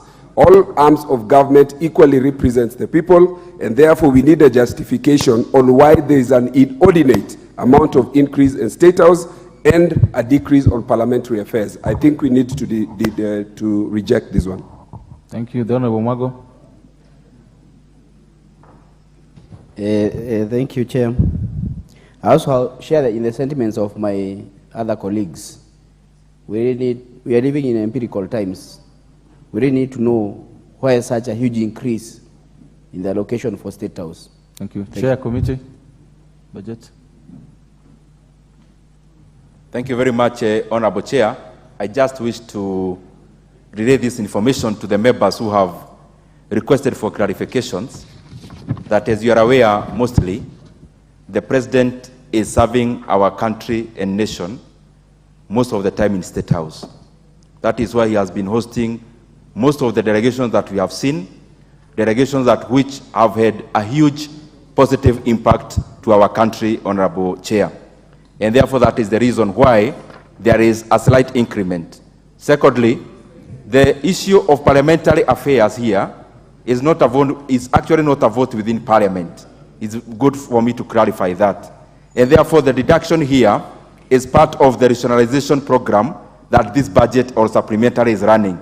And therefore, Honorable Chair, there is nothing unusual about this. And lastly, if members peruse the main budget estimates for the State House, they'll see that because of the scarcity of resources then, we were not able to allocate adequate resources, because we are foreseeing probably as we move forward, we may have an opportunity to give that organ, and very important organ of government, sufficient resources. Thank you. Honorable Junet. Chair, I've listened keenly to the chair of the budget committee. Chair, at this point in time when things are difficult, and if you look at this supplementary budget holistically, it's a supplementary budget that many votes are being, money is being deducted from many votes. And to increase 2 billion shillings at once, Chair, 2 billion shillings to State House is a lot of money, unless that voted is for the famous rice and beef stew. Thank you. Thank you. Okay, Chair.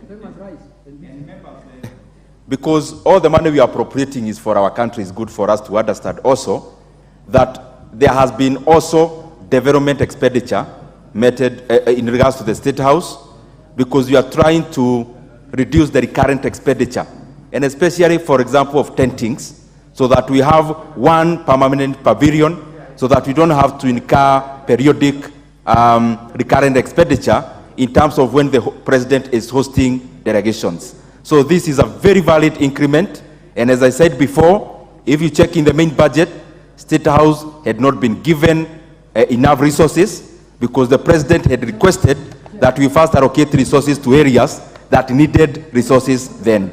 And therefore, I beseech all members here that we pass this, because it is very merited. Thank you, Janet. The Honorable Janet, you don't have the point of order. You can just argue if you want to argue. Chair, the budget committee chairman is making things even worse. Chair, we cannot budget for 2 billion shillings to do pavilion. We have just finished a campaign the other day, and there is no need of hosting delegations anymore. This is the time to tighten our belts.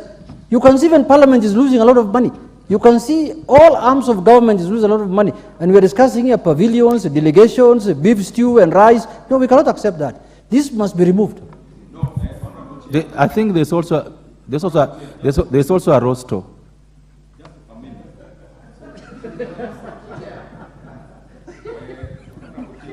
Go ahead.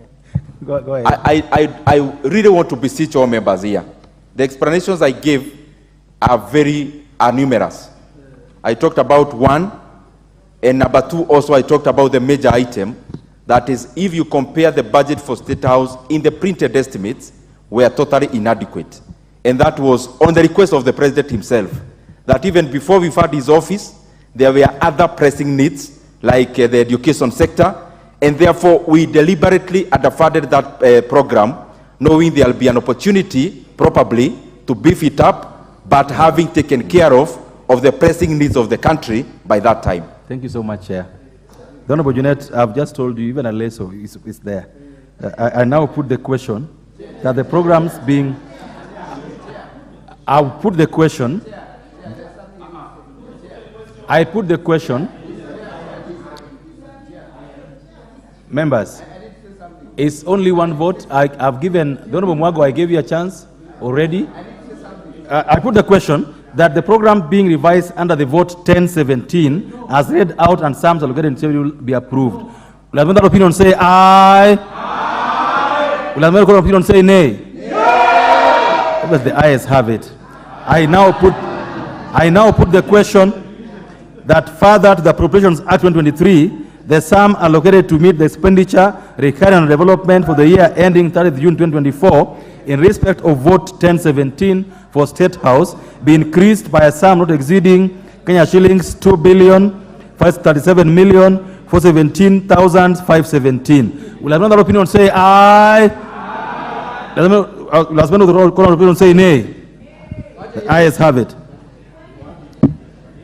Vote 1023, State Department for Correctional Services.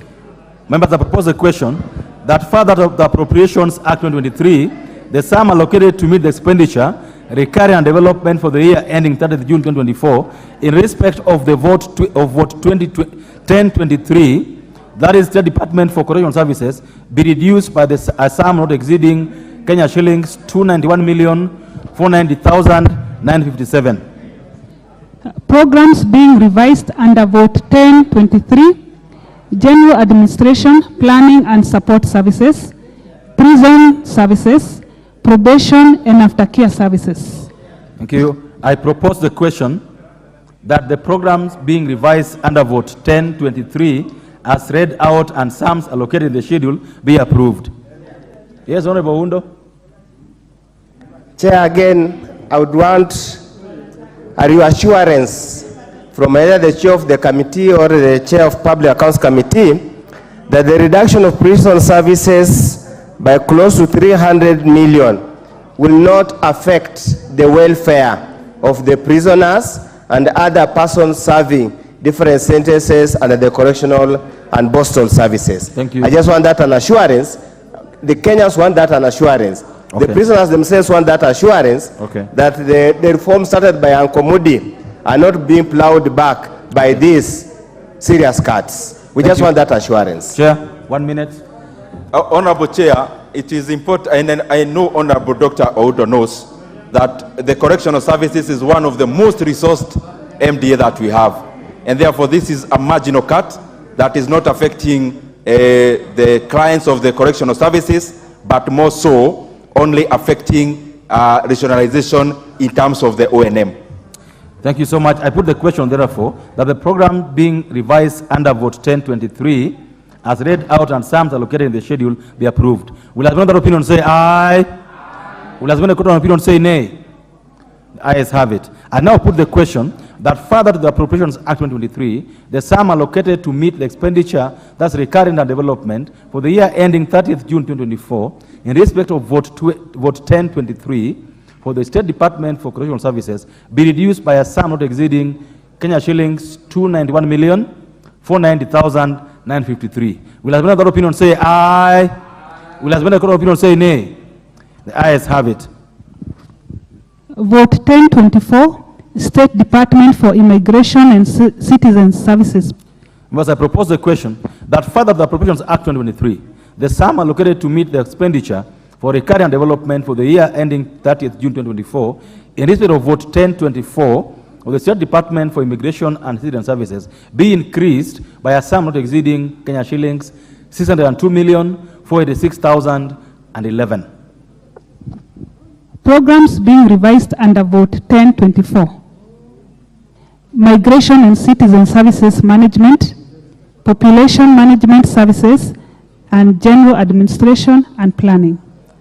I propose a question that the programs being revised under vote 1024 as read out and sums allocated in the schedule be approved. I put the question that the programs being revised under vote 1024 as read out and the sums allocated in the schedule be approved. Will as many other opinion say aye? Will as many other opinion say nay? The ayes have it.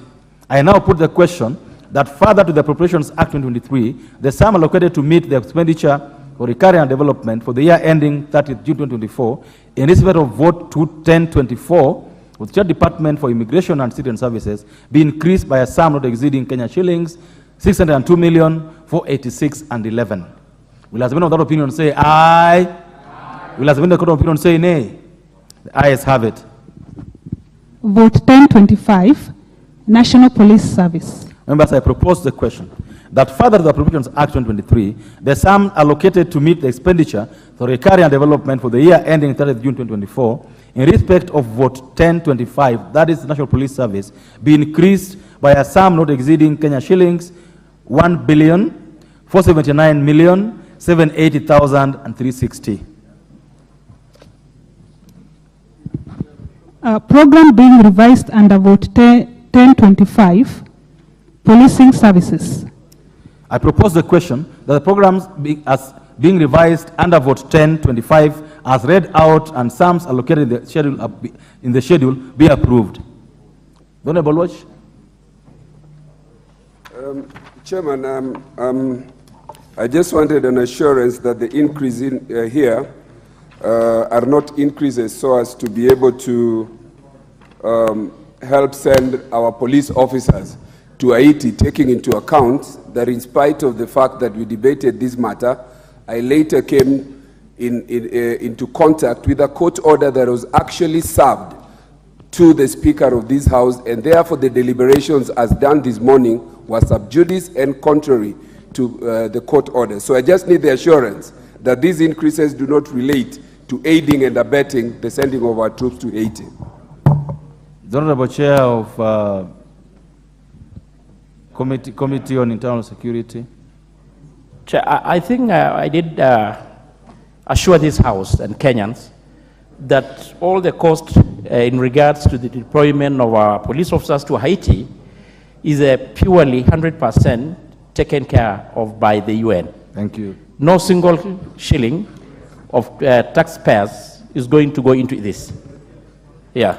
Thank you. The Honorable Lodge, I think you are assured. I put the question that the programs being revised under the vote 1025 as read out and sums allocated in the schedule be approved. Will as many other opinion say aye? Will as many other opinion say nay?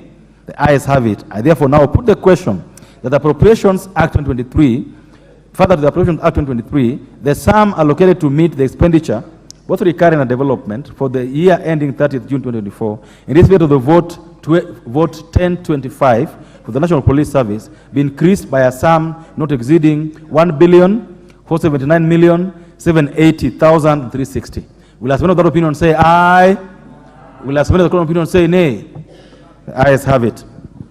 Vote 1026, State Department for Internal Security and National Administration. Members, I propose the question that further to the Appropriations Act 2023, the sum allocated to meet the expenditure, both recurrent and development, for the year ending 30th June 2024, in respect of vote 1026, that is the State Department for Internal Security and National Administration, be increased by a sum not exceeding 8,762,549,448. Program being revised under vote 1026, general administration and support services. Members, I propose the question that the program being revised under vote 1026 as read out and the sums allocated in the sheet will be approved. I put the question that the program being revised under vote 1026 as read out and sums allocated in the sheet will be approved. Will as many of that opinion say aye? Will as many of that opinion say nay? The ayes have it. I now put the question that further to the Appropriations Act 2023, the sum allocated to meet the expenditure, that's recurring and development, for the year ending 30th June 2024, in respect of vote 1026, the State Department for Internal Security and National Administration be increased by a sum not exceeding 8,762,549,448. Will as many of that opinion say aye? Will as many of that opinion say nay? The ayes have it. Vote 1032, State Department for Devolution. Members, I propose the question that further to the Appropriations Act 2023, the sum allocated to meet the expenditure and development for the year ending 30th June 2024, in respect of vote 1032, that is the State Department for Devolution, be reduced by a sum not exceeding Kenya shillings 324,158,016. The program being revised under vote 1032, devolution services. I propose the question that the program being revised under vote 1032 as read out and sums allocated in the schedule be approved. Yes, Honorable Ondo. Chair, the amount being, actually the vote being reduced is capital expenditure. That means that probably there was a project that was supposed to be undertaken and is already underway. Can you have an assurance that reduction from 203 million to 56 million will not lead to pending bills? Because this is a capital project, we expect has already been tendered. A reduction obviously naturally leads to pending bills. Can we get a condemnation be that not result in pending bills? Chair. Honorable Chair, I want to assure Honorable Dr. Udo that the money is there and the entire rationalization, just to answer for any other vote also, the Treasury was targeting the monies or projects that are yet to be committed, and therefore it will not lead to pending bills. Thank you. I put the question, therefore, that the program being revised under vote 1032, as read out and sums allocated in the schedule will be approved. Will as another opinion say aye? Will as another opinion say nay? The ayes have it. Members, I therefore put the question that further to the Appropriations Act 2023, the sum allocated to meet the expenditure, both recurring and development, for the year ending 30th June 2024, in respect of vote 1032, for the State Department of Devolution, be reduced by a sum not exceeding Kenya shillings 324,158,016. Will as many of that opinion say aye? Will as many of that opinion say nay? The ayes have it. Vote 1036, State Department for Asals and Regional Development. Members, I propose the question that further to the Appropriations Act 2023, the sum allocated to meet the expenditure, both recurring and development, for the year ending 30th June 2024, in respect of vote 1036 for the State Department for Asals and Regional Development, be increased by a sum not exceeding 8,160,926,489. Programs being revised under vote 1036, Accelerated Asal Development, General Administration Planning and Support Services, Integrated Regional Development. Thank you. I propose the question that the programs being revised under vote 1036 as read out and sums allocated in the schedule be approved. Honorable Wundo, you want an assurance on this one too? No, I just want to know what it entails. A whopping increase of 8 billion is not pocket change. Fine, to some of these guys could be pocket change, but where we come from, this is a colossal sum of money. We just want to know what does it entail, because I know part of it has already been disbursed under Article 223, but we want to know the entirety, a breakdown where, because if it's mitigation about El Nino, what, because El Nino is not there, I mean, what are we spending a whole whooping 8 billion? Honorable Ndindi. This, El Nino is over. Thank you very much, Honorable Chair. I want to assure all members that the monies that we have increased in that vote is money for modernization of police equipment, Honorable Chair. No, we are ASALs. Yeah? We are ASALs, regional development. Chair, we are dealing with regional development, vote 1036. Vote 1036. Sorry, Honorable Chair, I actually anticipated that Dr. Honorable Udo may also question about the one for police. Sorry for preempting that. that is the money for police modernization, but also the other ones for regional development. Is that you realize, Honorable Chair, most of these RDAs have a recurrent cumulative of over 2 billion shillings. But also, in terms of development, it is less than 10% mostly. And therefore, what we felt as the committee is that we need also to allocate them enough roles, and enough roles comes with resources, most of which is cutting across. Some is water, others are commercial services. For example, citing a company like Ewasonyiro South, which is having a very good and robust plan in terms of the leather industry. And therefore, Honorable Oudo and all the members, it is cross-cutting in many respects of our economy. Thank you. The Honorable Undo. Just for record purpose, I hope this money is going to be equitably and fairly distributed throughout the Republic of Kenya. That's my point of concern. It is possible that 8.1 billion, like it has been in the past, will be concentrated in one region, Sidoho Valley, Sidoho Dam, where you and share, it will burst the banks and damage all our properties, all our crops, yet all the money will go even to a place repairing roads that are never used. We just don't want that assurance because we don't have the scheduled projects.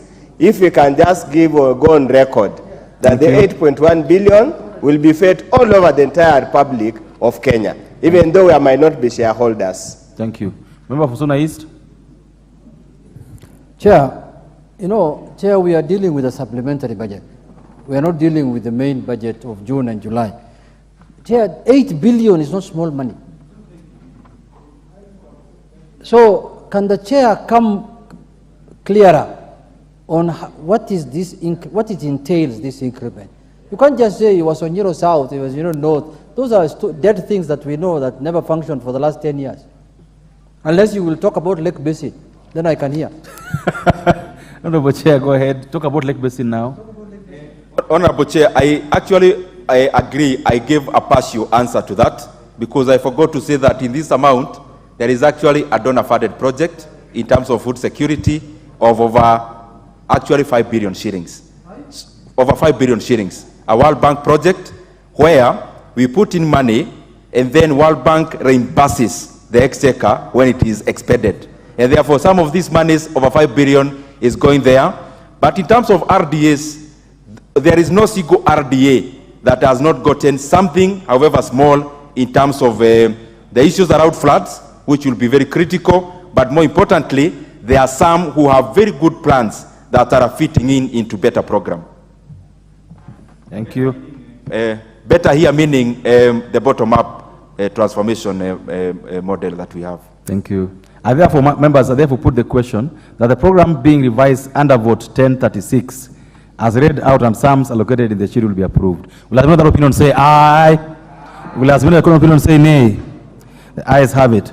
Members, I now put the question that further to Appropriations Act 2023, the sum allocated to meet the expenditure for the recurring and development for the year ending 30th June 2024, in respect of vote 1036, the State Department for Asals and Regional Development be increased by a sum not exceeding 8,160,926,489. Will another opinion say aye? Will another opinion say nay? The ayes have it. Vote 1041, Ministry of Defense. Members, I propose a question that further to Appropriations Act 2023, the sum allocated to meet the expenditure for the recurring and development for the year ending 30th June 2024, in respect of vote 1041, that is the Ministry of Defense, be increased by a sum not exceeding 8,492,301,616. Programs being revised under vote 1041, defense, general administration, planning and support services, and national space management. Thank you. I propose the question, members, that the programs being revised under vote 1041 as read out and sums allocated in the schedule be approved.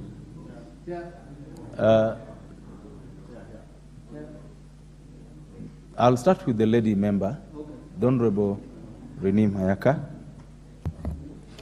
Thank you, Chair. Chair, for me, I'm also quite concerned because the amount indicated is quite a sum of money. And if you see the allocation that has been put in the table with further explanation, it just says defense. So maybe we need a bit more substantiation in terms of what does this cover exactly for our understanding.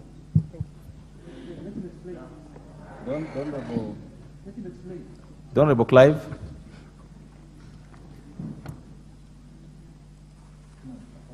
Chair, I'm also very concerned that the Ministry of Defense is asking for an increase of 8.492 billion. Maybe would like a clarification because some few months back, the Defense Committee came here and sought permission to send our troops to the Congo and said they are going to spend 2 billion. Yeah. We are very sure that so far they've spent more than that, and their expected funding from the UN didn't come through. Is this amounts meant to go towards the funding of the soldiers in the DRC? And if so, how much is that? And further to that, the soldiers were to be there for 6 months. Why are they still there? And therefore forcing taxpayers to dig deeper into their already empty pockets to finance this mission. Thank you. Minority Whip. Chair, this is a colossal sum of money. How much is colossal? 8 billion again. Chair, you see, people are saying that we are doing austerity. But as Chair, I'm aware also that the Committee of Foreign and Defense Relations did not approve this sum of money in their report, Chair, because they realized this is a lot of money, and it is the Budget Committee through the executive order of his chair that has put this money in this thing, Mr. Chair. Chair, he needs to explain further. Thank you. The chairman should tell us, this is a lot of money. Chair, this is a lot of money. Aye. The Honorable Chair for Defense, the Honorable less Defense Chair.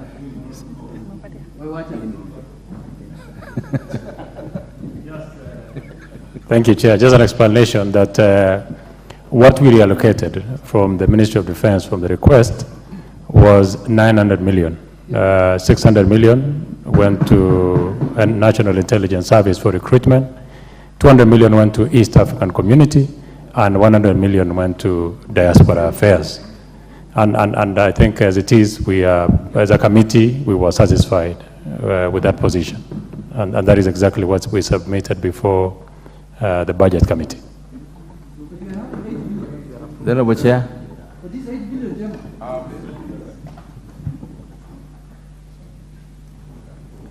Thank you very much, Honorable Chair. That has been handled properly by the Departmental Chair, Honorable Member for Bergut, and also members. As you realize, whatever austerity measures we could be having as a nation that is not secure, there is no amount of austerity that can keep it secure from the enemies. And that is why you find that proportionately what we've done in internal security, we're also trying to boost our defense, which needs to be capacitated to deal with the current threats. Chair, where is the money going? Because the question being asked by 3 members is... This money is part of it, Honorable Chair. As you know, there was a recent recruitment, which also we needed to provide PE for them, or personal emoluments, and also, Honorable Chair, also a sizable amount is going to modernization of also defense equipment. No, it's a point of just clarification, maybe not order. Go ahead. Chair, point of clarification. Chair, you know, we've been around here for a long time with you. And the security sector in the budgeting system is known for padding the budget. Chairman, you must be alive to that matter. And let me ask you something. You cannot say this money is for the recruitment. By the time the recruitment is being done, that recruitment is budgeted for. You cannot recruit people without money. Where are you going to feed them? If you miss the money here, what will you do? You will chase them away. And then secondly, Chair, the chair here of the committee has just said, what you have submitted to the budget committee is only 900 million. 250, 300 million, 900. You are talking about here 8 billion. And we know the kind of things that go through because of, paid, auditing system in the security system. Just tell us if this money is for the beef stew and rice. We shall agree. We shall agree. Thank you. Go. Honorable Chair, as Honorable Junet is very, very quite aware, when you do hiring, and especially mid-year in terms of financial year, you need monies to pay the new recruits or the new employee salaries. That is part of this money. Secondly, the sizable, I think of around 6 billion Kenya shillings is actually going into modernization of the equipment in regards to defense. And Honorable Chair, this is a multi-year project actually. As it happens in internal security, it happens in defense in terms of capacitating our men and women in uniform to be able to secure us. Some of us who are seated here and elsewhere, we need to make sure that they have the right equipment to be able to defend our country. Members, this has to go either way. I therefore put the question that the program being revised under vote 1041 as read out and sums allocated.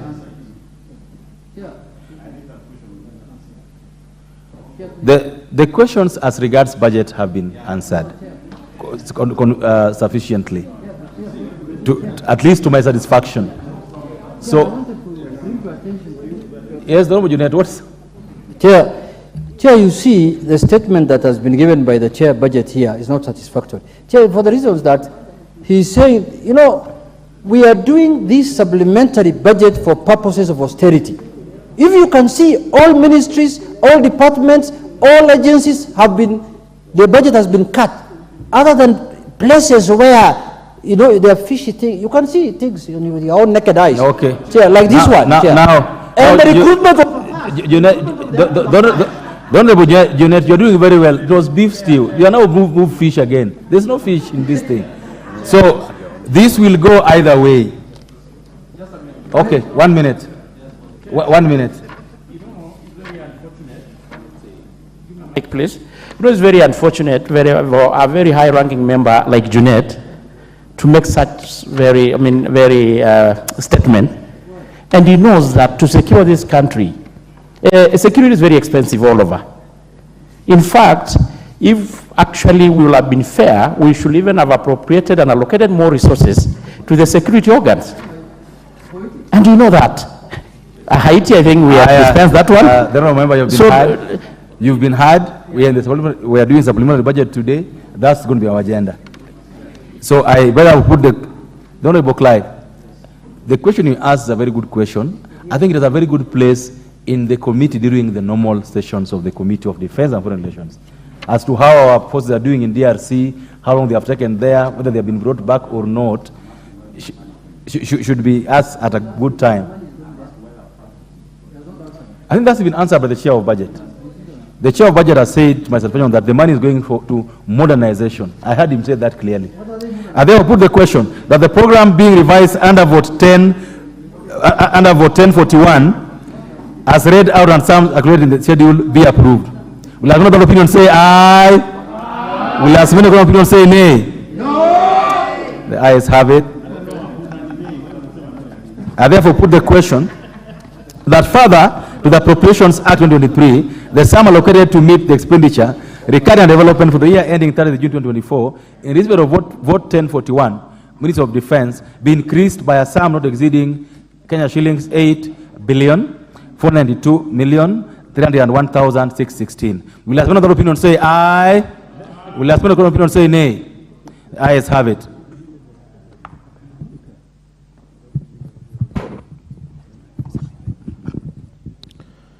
Vote 1053, State Department for Foreign Affairs. Thank you. I propose the question that further to the Appropriations Act 2023, the sum allocated to meet the expenditure, both recurring and development, for the year ending 30th June 2024, in respect of vote 1053, and that is State Department of Foreign Affairs, be increased by a sum not exceeding Kenya shillings 834,641,173.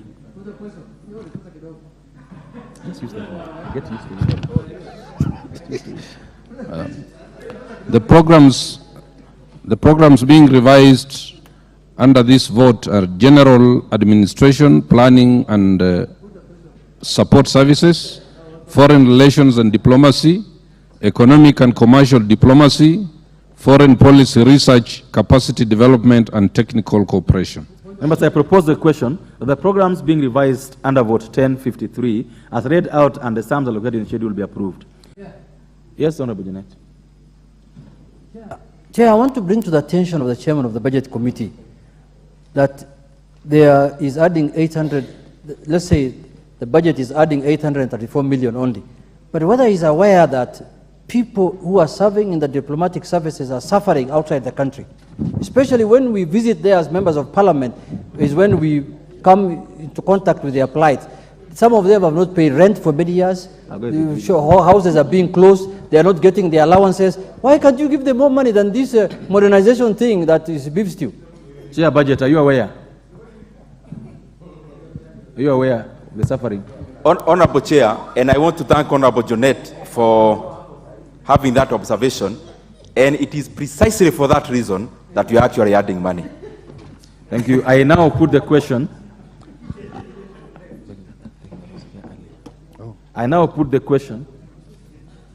That the program being revised under vote 1053 as read out and sums allocated in the schedule be approved. Will another opinion say aye? Will another opinion say nay? Ayes have it. I now put the question, members, that further to the Appropriations Act 2023, the sum allocated to meet the expenditure, both recurring and development, for the year ending 30th June 2024, in respect of vote 1053, of the State Department of Foreign Affairs, be increased by a sum not exceeding Kenya shillings 834,641,173. Will another opinion say aye? Will another opinion say nay? Ayes have it.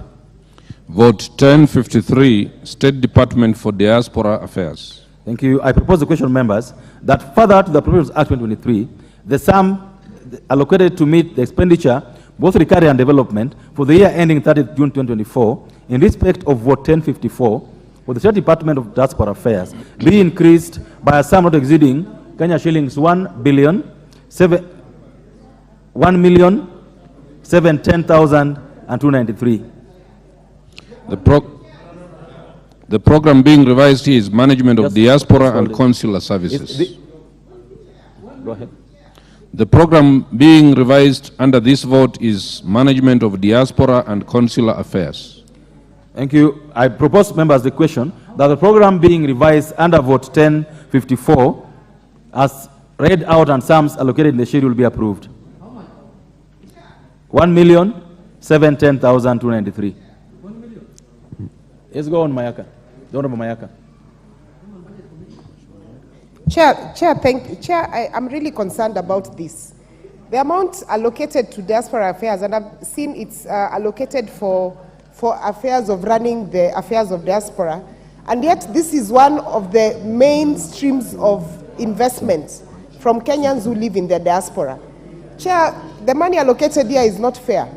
I think Chair, Budget needs to explain to us or remove some of the money from the Deputy President's office for lobster and put it here so that it can help Kenyans who are investing. Thank you. The Honorable Justice Kemei. Yeah, he said he buys lobsters. Thank you, Honorable Chair. I want to support the increase in the budget for Diaspora Affairs, Chair, because we are looking at those critical areas in which we must extend consular services so that we can be able to attain the strategic interests of the country. For example, in areas like Kuwait and the Arabian countries which employ our people, we need more consular affairs. Thank you, Chair. I support.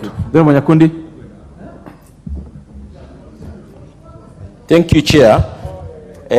I want to differ with Honorable Irene.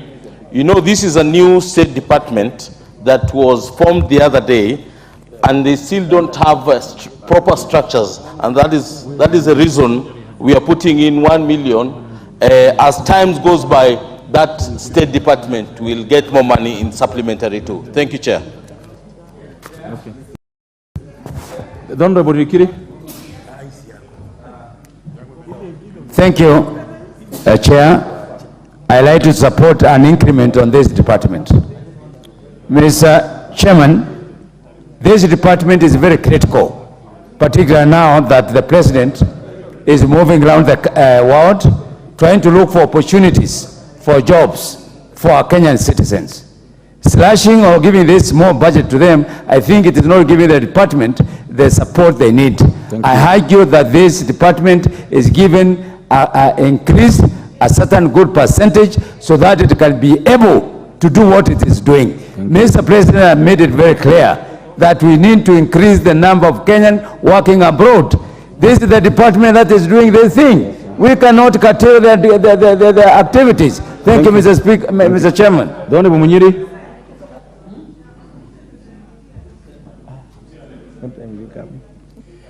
I want to hear what the Munyiri has to say. Munyoro. Go ahead. Munyoro is my name. Thank you, Chair. I think I'm in support of that because 1.7 million shillings is really insignificant and it can't be used to do anything substantive. And I'm wondering what the explanation is on why it should be so little. So I support Honorable Redikiri that we need to increase the amount or we need to put better structure so that we give more money to this department. We are encouraging our youth to look for jobs abroad, and we can't be able to facilitate them honestly. Thank you so much. The Chair of the Foreign Relations Committee. Now let's see what the Chair has to say. Chair, I agree with honorable colleagues that we share the sympathy, but that is the reason why, if you notice, they had lost from Treasury 98 million.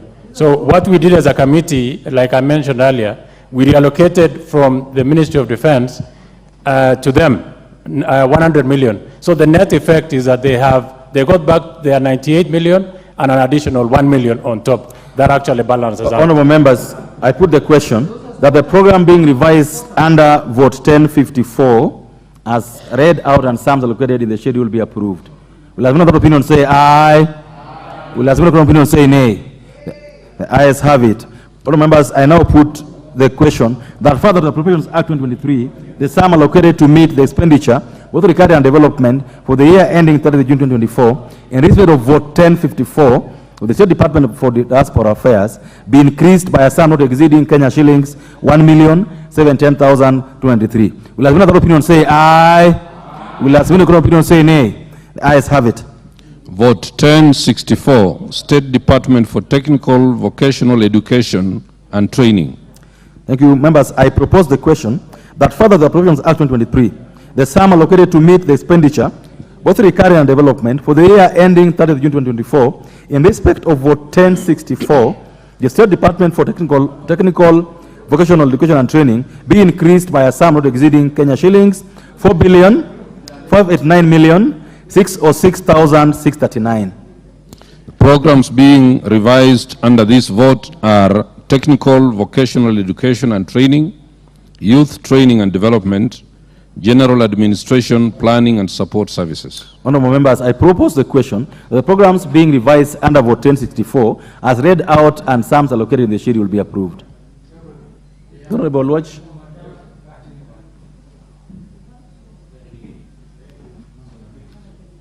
Honorable Lodge.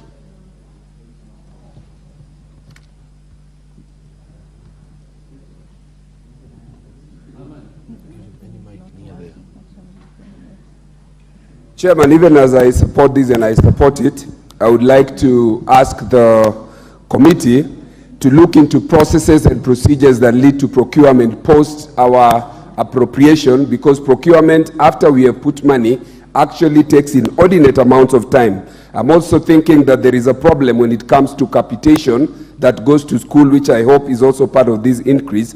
The same way that our universities are suffering from delays in help monies reaching our needy students is also being experienced with our TVET. So that in exercising our oversight role. Let us put in money, but let us follow this money and find out that it actually reaches our students on time. I support it.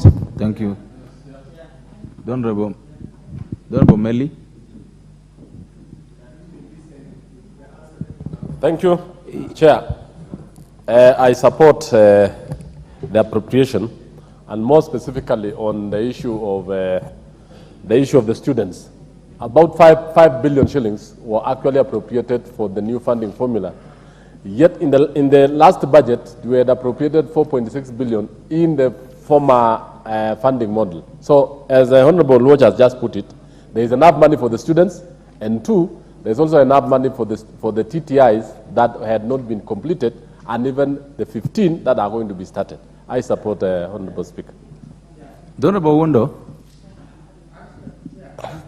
Actually, I wanted to ask the chair of the Committee of Education, if you look, we are giving on the right and taking by the left.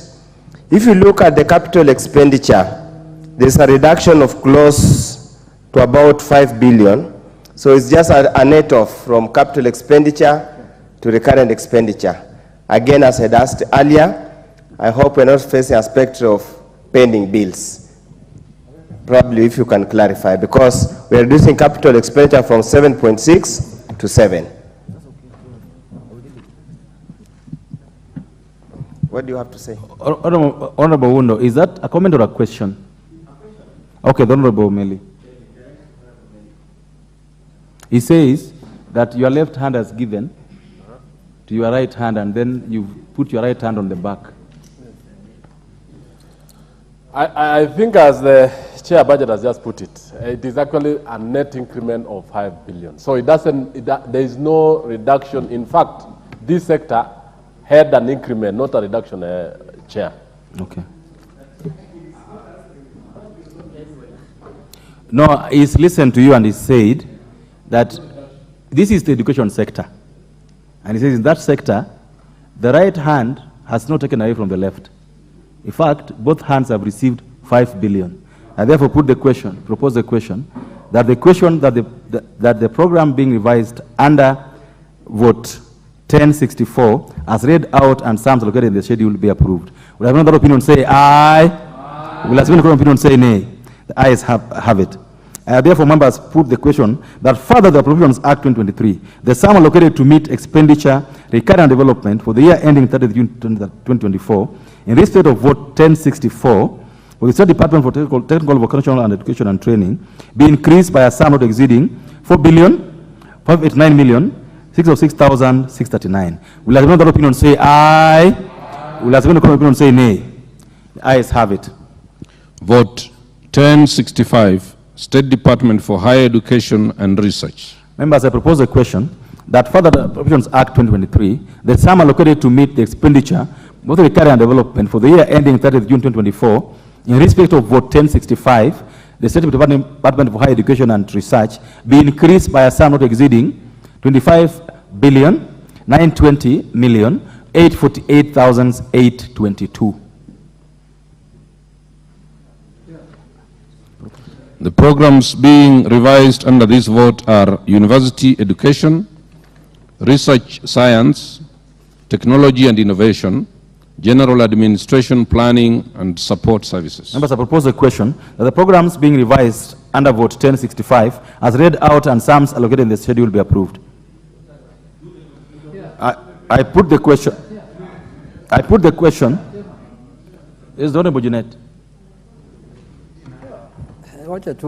Chair, you see, Chair, the sum being increased is 25 billion shillings. And I want to hear what the Chair of Budget is saying. Because, Chair, a supplementary budget is supposed to address issues of emergency in nature. And 25 billion shillings is a lot of money. What is this and we are barely 4 months away from the budget we've just passed. I thought budgets used to be handled by 223. No, Chair. Supplementary. No, Chair. Even supplementary is supposed to do with critical matters only. Okay. So what is this thing that you can increase 25 billion shillings, number one? Secondly, Honorable Chair, resume your seat. Is this money just in form of paper, or they will be real exchequer? We have passed here many times a lot of money just on paper. The money never goes to the schools. Thank you. The Honorable Makali.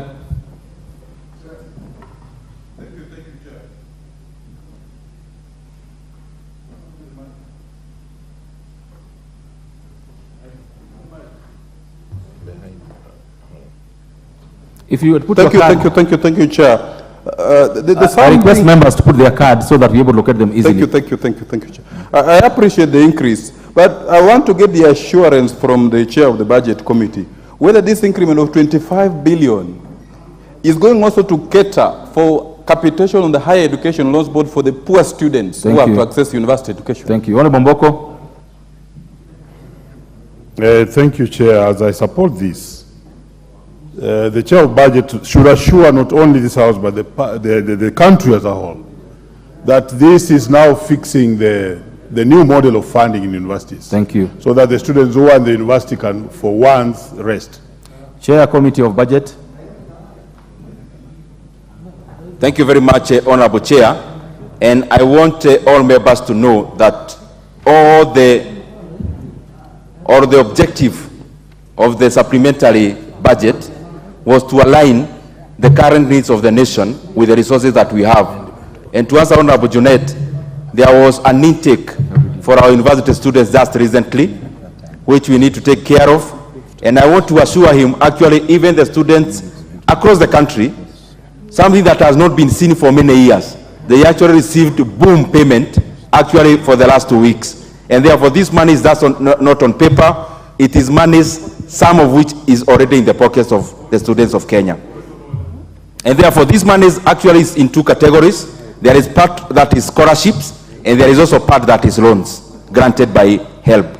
Then Mboko, what is out of order is very clear in my mind. You know, when the chairman budget talks about boom is back, is he saying that now the students at the university are receiving boom as defined by boom by those who are in the universities those days? No, the Honorable Chair, the Honorable Meli, there is no boom, but you answer this question. Thank you, Chair. I think as Honorable Mulemba has just put it, in our days we used to get boom. As we speak now, Chair, the students are getting the out-of-pocket money up to a tune of 60,000 based on the needs of every child. The very needy gets up to 60. And it is actually determined by the mean testing. So I want to assure the members and the House and the public that this money has already been remitted to the students by the Higher Education Loans Board. I thank you, Chair. Dr. Bondindi, did you ever receive the boom yourself? Yeah, from home when we got coffee payments. Thank you. Members, I now put the question that the programs being revised under vote 1065 as read out and sums located in the schedule be approved. Will the opinion say aye? Will the opinion say nay? The ayes have it. Members, I further put the question that further to the Appropriations Act 2023, the sum allocated to meet the expenditure, both recurrent and development, for the year ending 30th June 2024, in respect of vote 1065, that is the State Department for Higher Education and Research, be increased by a sum not exceeding Kenya shillings 25 billion, 920 million, 848,822. Will another opinion say aye? Will another opinion say nay? Ayes have it.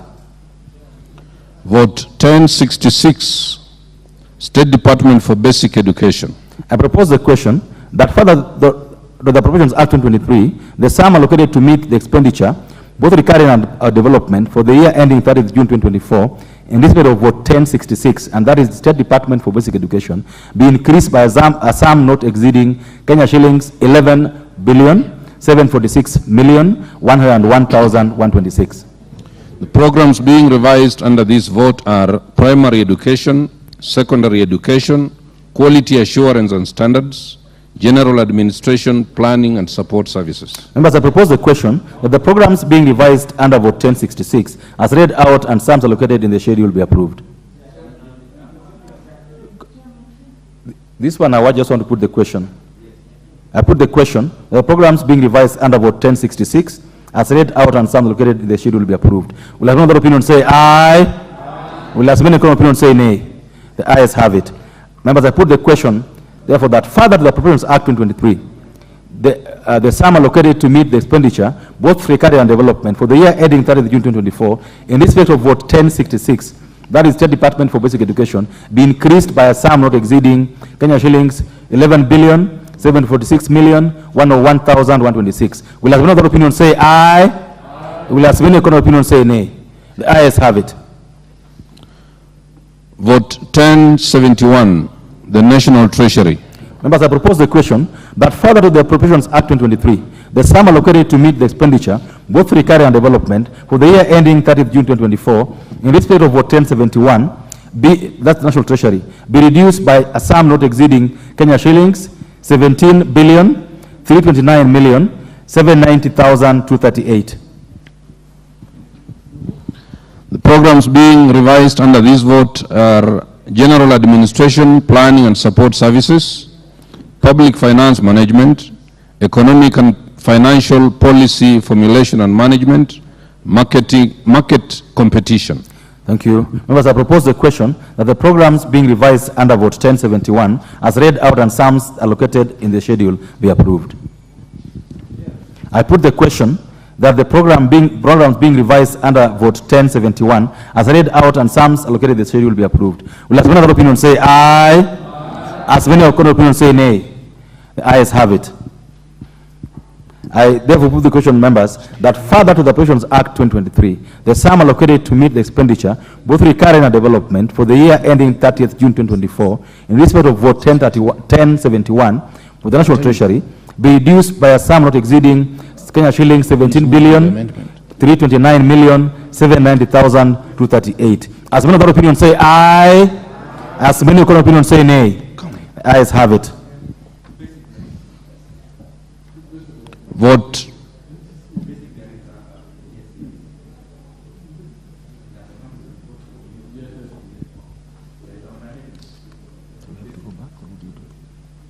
And the question has already been put.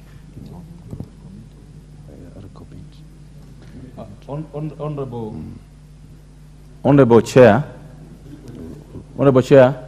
just resume your seat. We'll recommit. Because the question because I've already put the question on the matter and we voted, and just make sure that we recommit it. We'll recommit it at the end of all this. So that is with regard to vote 6. And may I request? The next one has. Because this order, I think I have around, but supplementary, they are mixed with the papers. Supplementary doesn't have, there's a supplementary order here with amendments. So bring that one. Because the only amendment. Does it have an amendment? And that's now what we have to question.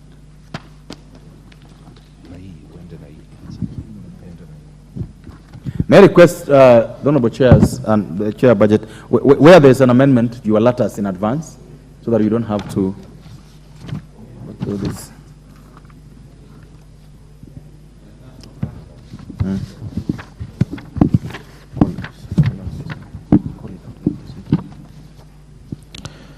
Vote 1072, State Department for Economic Planning. Members, I propose a question that further to Appropriations Act 2023, the sum allocated to meet the expenditure, both recurring and development, for the year ending 30th June 2024, in respect of vote 1072, that is the State Department for Economic Planning, be increased by a sum not exceeding 2,430,260,325.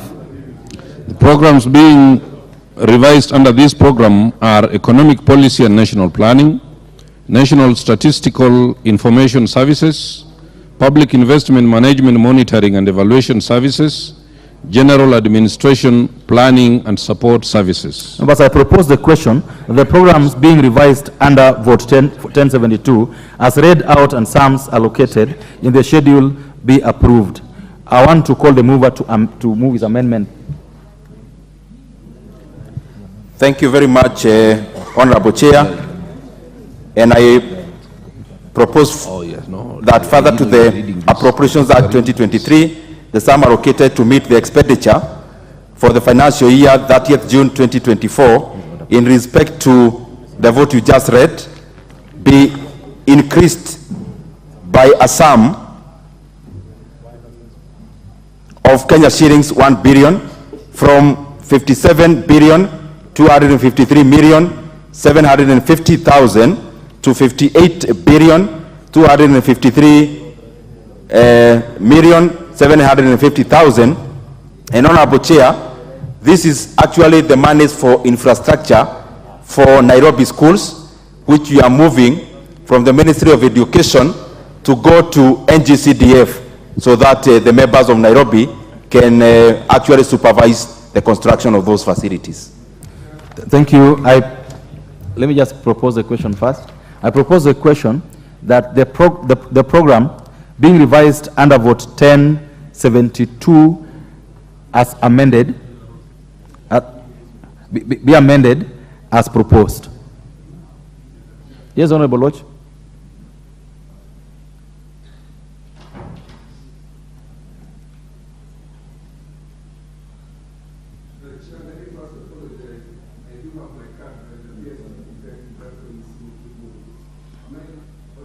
Go ahead. Both the program items and in particular the infrastructure amount that is being allocated to Nairobi. Chair, you will realize that Nairobi constituency has one of the biggest problems in informal settlements when it comes to school infrastructure. And if you leave alone Mathare, where I come from, I'll give example of Embakasi Central, one school that has over 4,000 students. Therefore, I do support this, but with the rider chair, the Economic Planning State Department is the one that we second CDF money. And we did this in June of last year, and up to now, we do not have CDF funds. So even as we increase this amount, I think we need clarity from the chair that are we going to receive CDF money before we go on recess. But I do support the amendments, in particular the infrastructure one.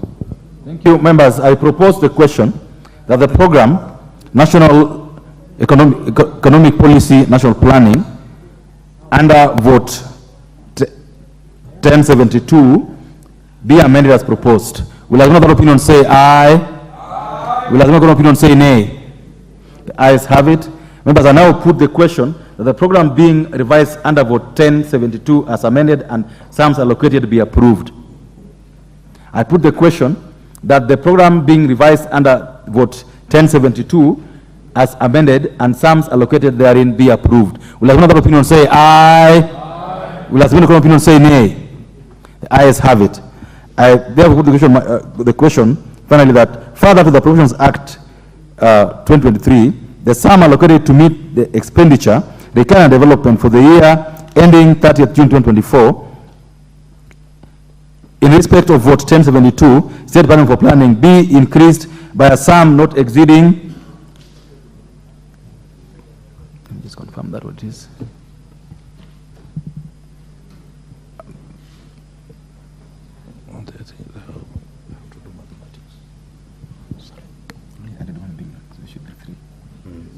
By a sum not exceeding 3,430,260,325.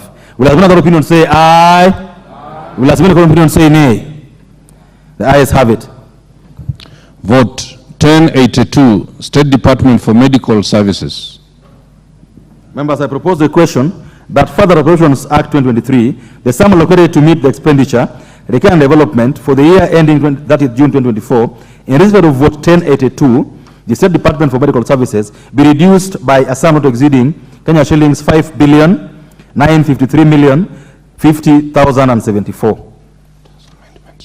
Programs being revised under this vote are National Referral and Specialized Services, Curative and Reproductive Maternal Newborn Child Adolescent Health, Health Research and Innovations, General Administration. Thank you. I propose a question that the programs being revised under vote 1082 as read out and the sums allocated in the schedule be approved. This also has an amendment, so I'll ask the mover to move the amendment. The leader of majority. Honorable Chair was Honorable Ishongwa's amendment, and he actually dropped. It's dropped, huh? So, no members, then we therefore move and propose and put the question that the program, and I've already proposed the question. I put the question that the program being revised under vote 1082, that is for Department of Medical Services, be as amended and sums allocated be approved. Will another opinion say aye? Will a second opinion say nay? The ayes have it. Members, I put the question therefore that further to the Provisions Act 2023, the sum allocated to meet the expenditure, recurrent and development for the year ending 30th June 2024, in respect of vote 1082, for the State Department for Medical Services, be reduced by a sum not exceeding Kenya shillings 5,953,050,734. As many other opinions say aye, as many other opinions say nay. The ayes have it. Vote 1083, State Department for Public Health and Professional Standards. I propose the question that further to the Provisions Act 2023, the sum allocated to meet the expenditure, recurrent development for the year ending 30th June 2024, in respect of vote 1083, State Department for Public Health and Professional Standards be increased by a sum not exceeding Kenya shillings 3,612,408,118. Programs being revised under this vote are preventive and promotive health services, health resources development and innovation, health policy standards and regulations, general administration. I propose the question that the programs being revised under vote 1083 as read out and sums allocated in the schedule be approved. I put the question that the programs being revised under vote 1083 as read out and sums allocated in the schedule be approved. As one other opinion say aye, as one other opinion say nay. The ayes have it.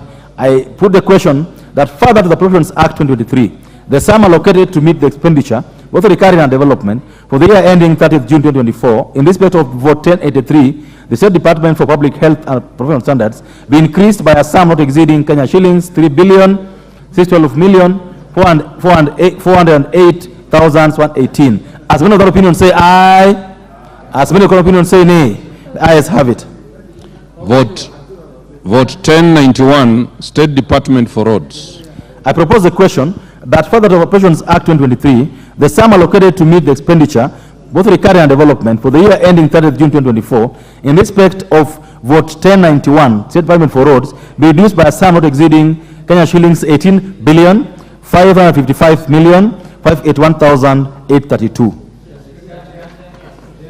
The program being revised under this vote is road transport. I propose the question that the programs being revised under vote 1091 as read out and sums allocated in the schedule be approved. Honorable Ndikiri. I thank you, Chairman. My concern is that we are on a period of evidence and many roads are going to be affected.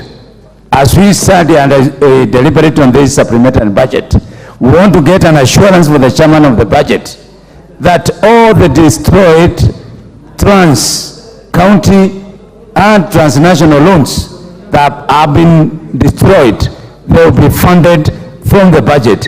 What am I saying? I'm not comfortable with this reduction. If there is any department that need to be given more money, it is this department. Thank you. The member for Kericho. Thank you, Honorable Chair. I want to ask why there is so much reduction, yet our roads are so bad. You go to our constituencies, to our counties, the people, the first thing they ask is about the roads. So they look at the members of parliament and they look at the roads, and then it is like we are not doing anything. So too much of this reduction will also cost us a lot. Thank you. Thank you. Member for Kigumo.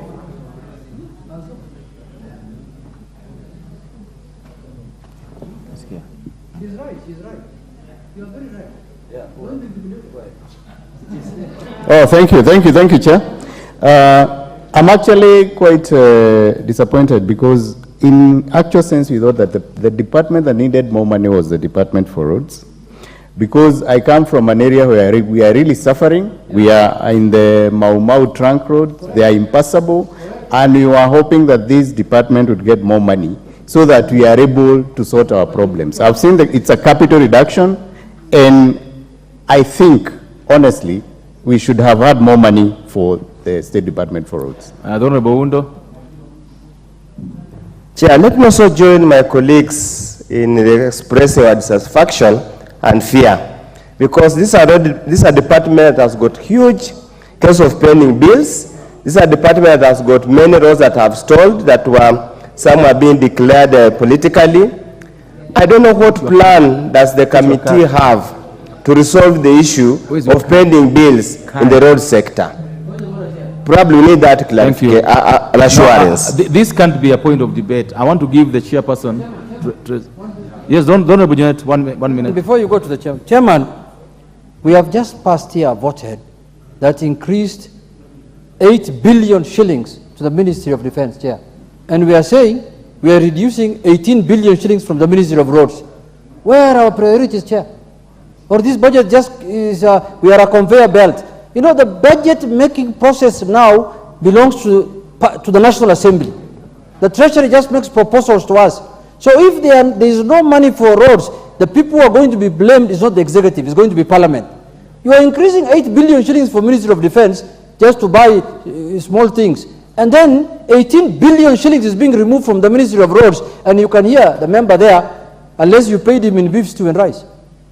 No, they did a less of the honorable member for. Honorable Chair, starting with a question especially from Honorable Redikri. The damaged roads have several kind of fundings. One funding is donor funded, number 2 is exchequer, but there is also maintenance. Money to maintain roads comes from the fuel levy, and Honorable Chair, that money is available, and all the damaged roads will be taken care of. In terms of the other issues around the road sector and other funding, I want to assure this House that we are working on a bilateral agreement that will unlock a lot of pending bills to be paid, and I want to also to assure all the members that we are going to have the equipment for construction of roads going back to our constituencies. So this is just for this period, but by the time we are going to the next budget cycle, we will have unlocked sufficient resources that will go into the road sector. And we have also taken care of, I know there are some stored roads in Suna East. I have the list. By March, there will be part of the roads that will be unlocked. And of course, Kericho and all the other counties. The Honorable is Nganga.